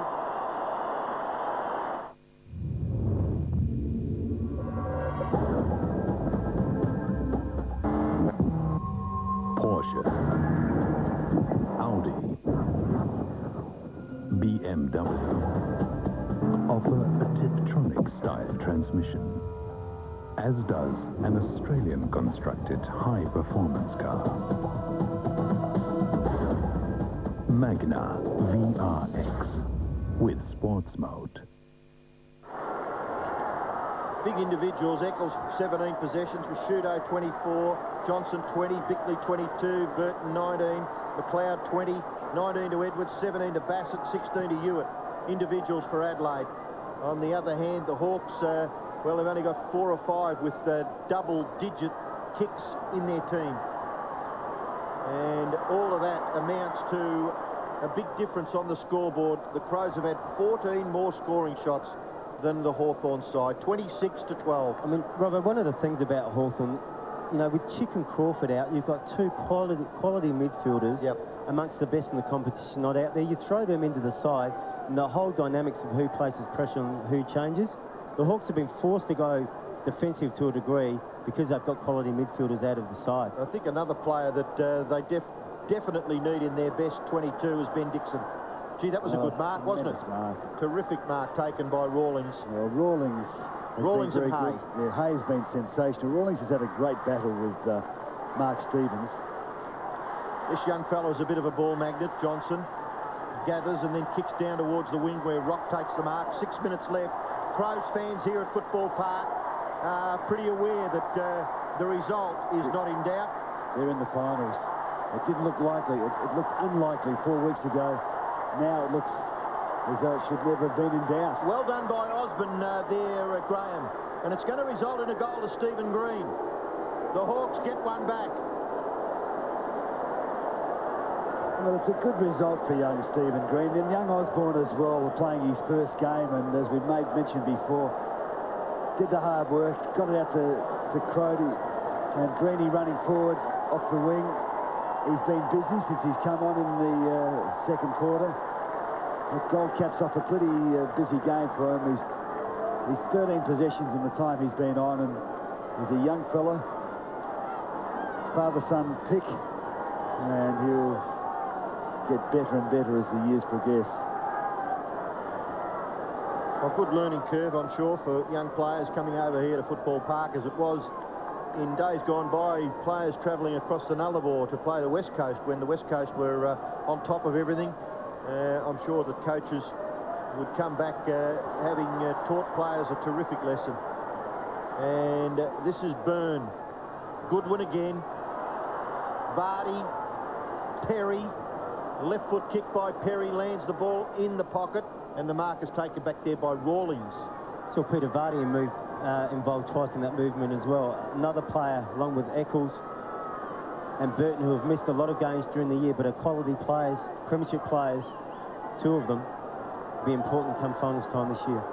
I mentioned that there was probably about 6 minutes left just a short time ago, but our clock is apparently a little faulty. There's only about a minute left now in the game, and all the scoring will be done by Adelaide by the look of it. Ian Perry is marked. Again, a difficult shot because the wind is blowing right in his face. It's been serviceable today, Perry. He hasn't found a lot of space.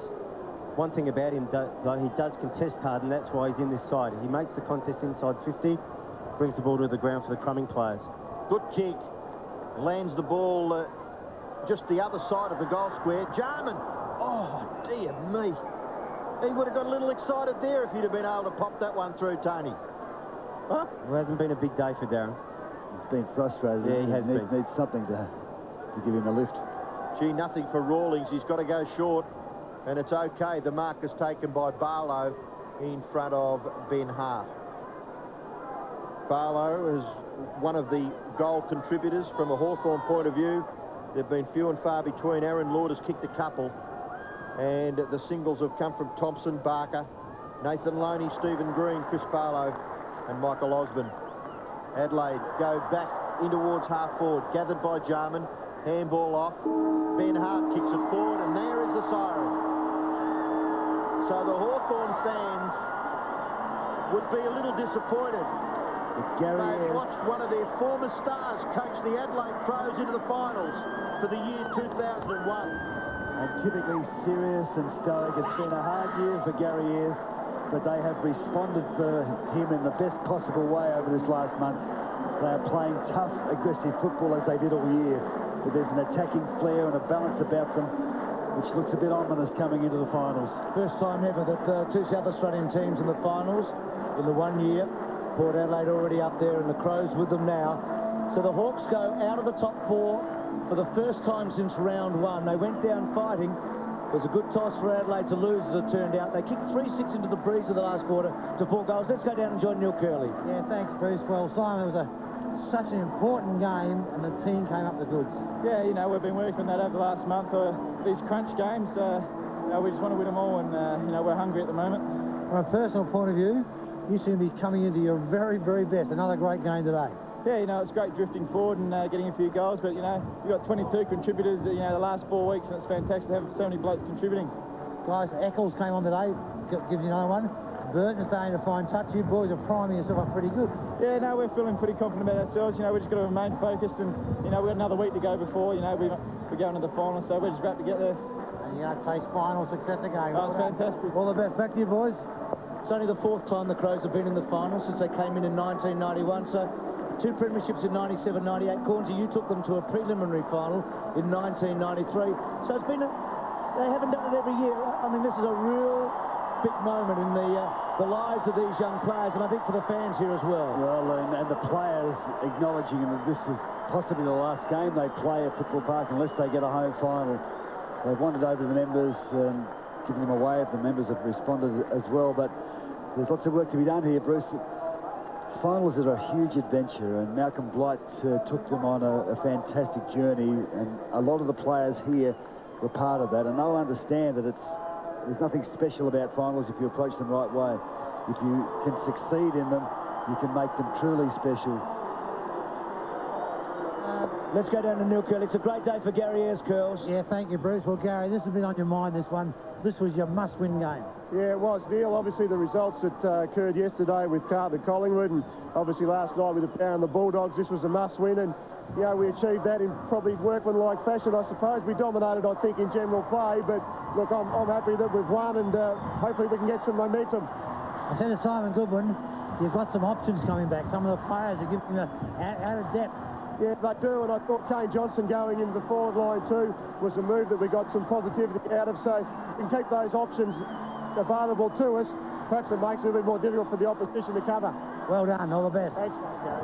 Thanks, Curls. Only defeat for Crows in the last 5 matches was the showdown. It's the only game they lost, and they went down screaming that day, didn't they? So their form's good. There's something special about them, Bruce. Darren Jarman given the honour, perhaps for the last time playing at Footy Park. Who knows? Back with more after this. For generations, Mitre 10 has been the place to go for Father's Day gifts, like a deluxe resort lounge only $49.95, or an NRG hammer drill, sander, angle grinder or jigsaw just $39 each.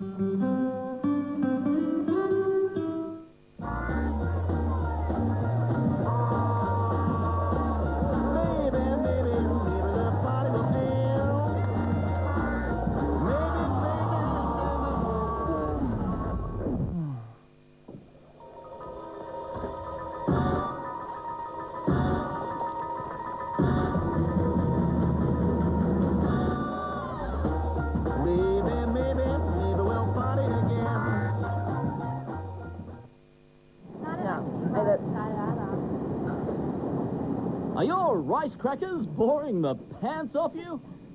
New Arnott's Rice Shapes. The flavour will floor you, not bore you. Been waiting here for hours, mate.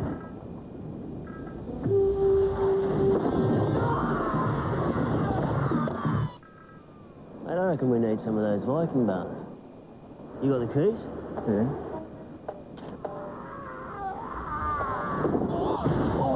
New Viking with guarana! It's a chocolate bar with horns!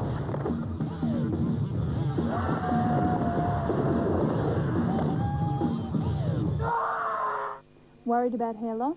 Kenmart can help with this free help booklet. At Kenmart, we've examined a range of treatments for hereditary hair loss, and we've found a new product with great results.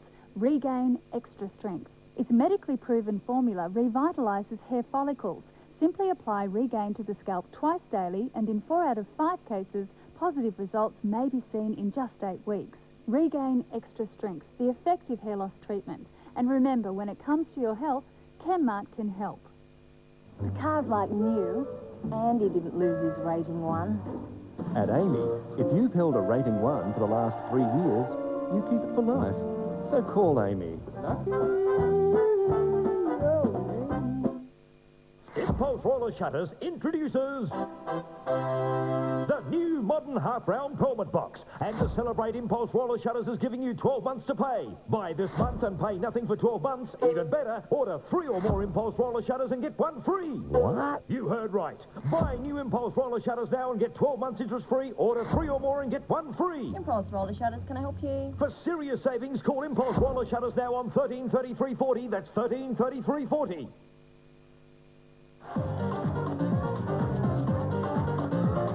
Are your rice crackers boring you stiff? New Arnott's rice shapes. The flavour will floor you, not bore you.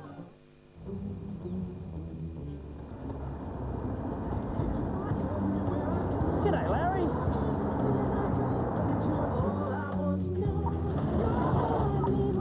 Hey, morning, Larry.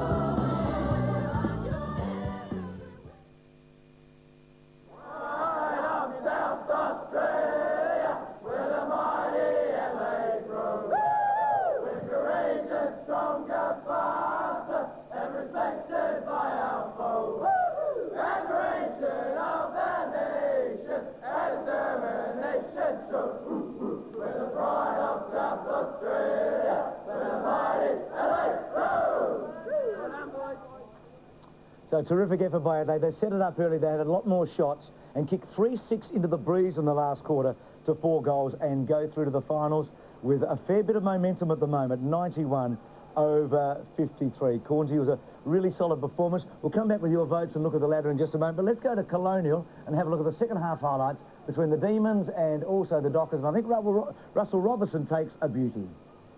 Nathan Brown kicks it into space. Neats.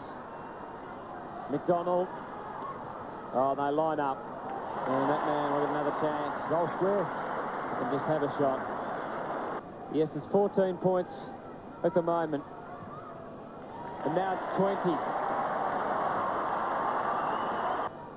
And again, Uze involved, and Phoebe gets it in there quickly. Neats comes out, and he's got it.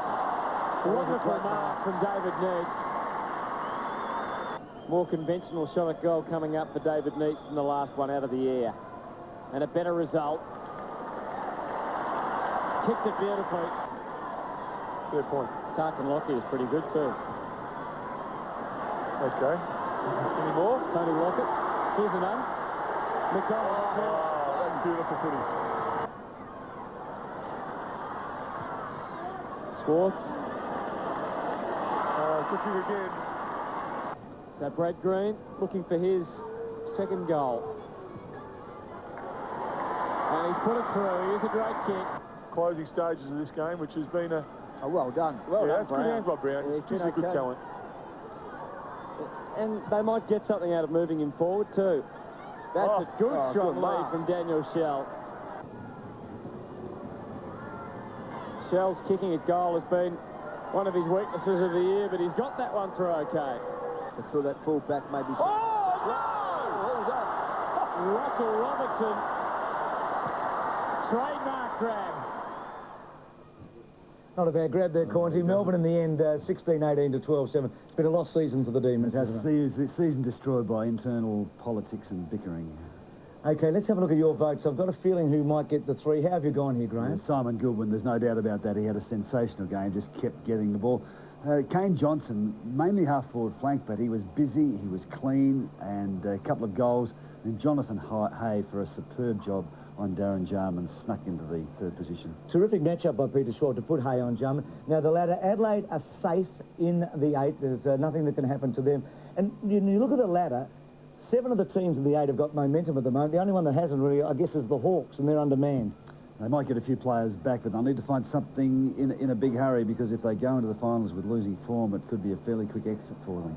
So that's the situation. With some games still to come that we're going to be replaying in just a moment, we haven't put the results of those matches into the ladder. We look to round 22. The 8 is decided, but the top 4 isn't decided at this point, so all important for the double chance. Essendon Richmond's just a monster game on Friday night, isn't it? Well, not only for the points, also for bragging rights and for confidence going into the finals. How good are Richmond? If Richmond lose, Graham, and Carlton beat Geelong, Carlton go to 4th spot and would play the Bombers in the first week of the finals. And to beat them both times this year. Well, so that's probably on. You'd say Carlton favourite. Yep. Adelaide heavily favoured to beat the Dockers. They haven't won at home this year. What about Hawthorn St Kilda? Hawthorn St Kilda, well, you think Hawthorn will have to get something back before they come into the final. St Kilda disappointing in the last half. Interesting game, Lions and Sydney. Well, Lions have to lose a game before the finals, don't they? Yeah, well, they've won 12 straight. I don't think they'll want to lose one, because if they lose one before the finals, they give up the home ground advantage.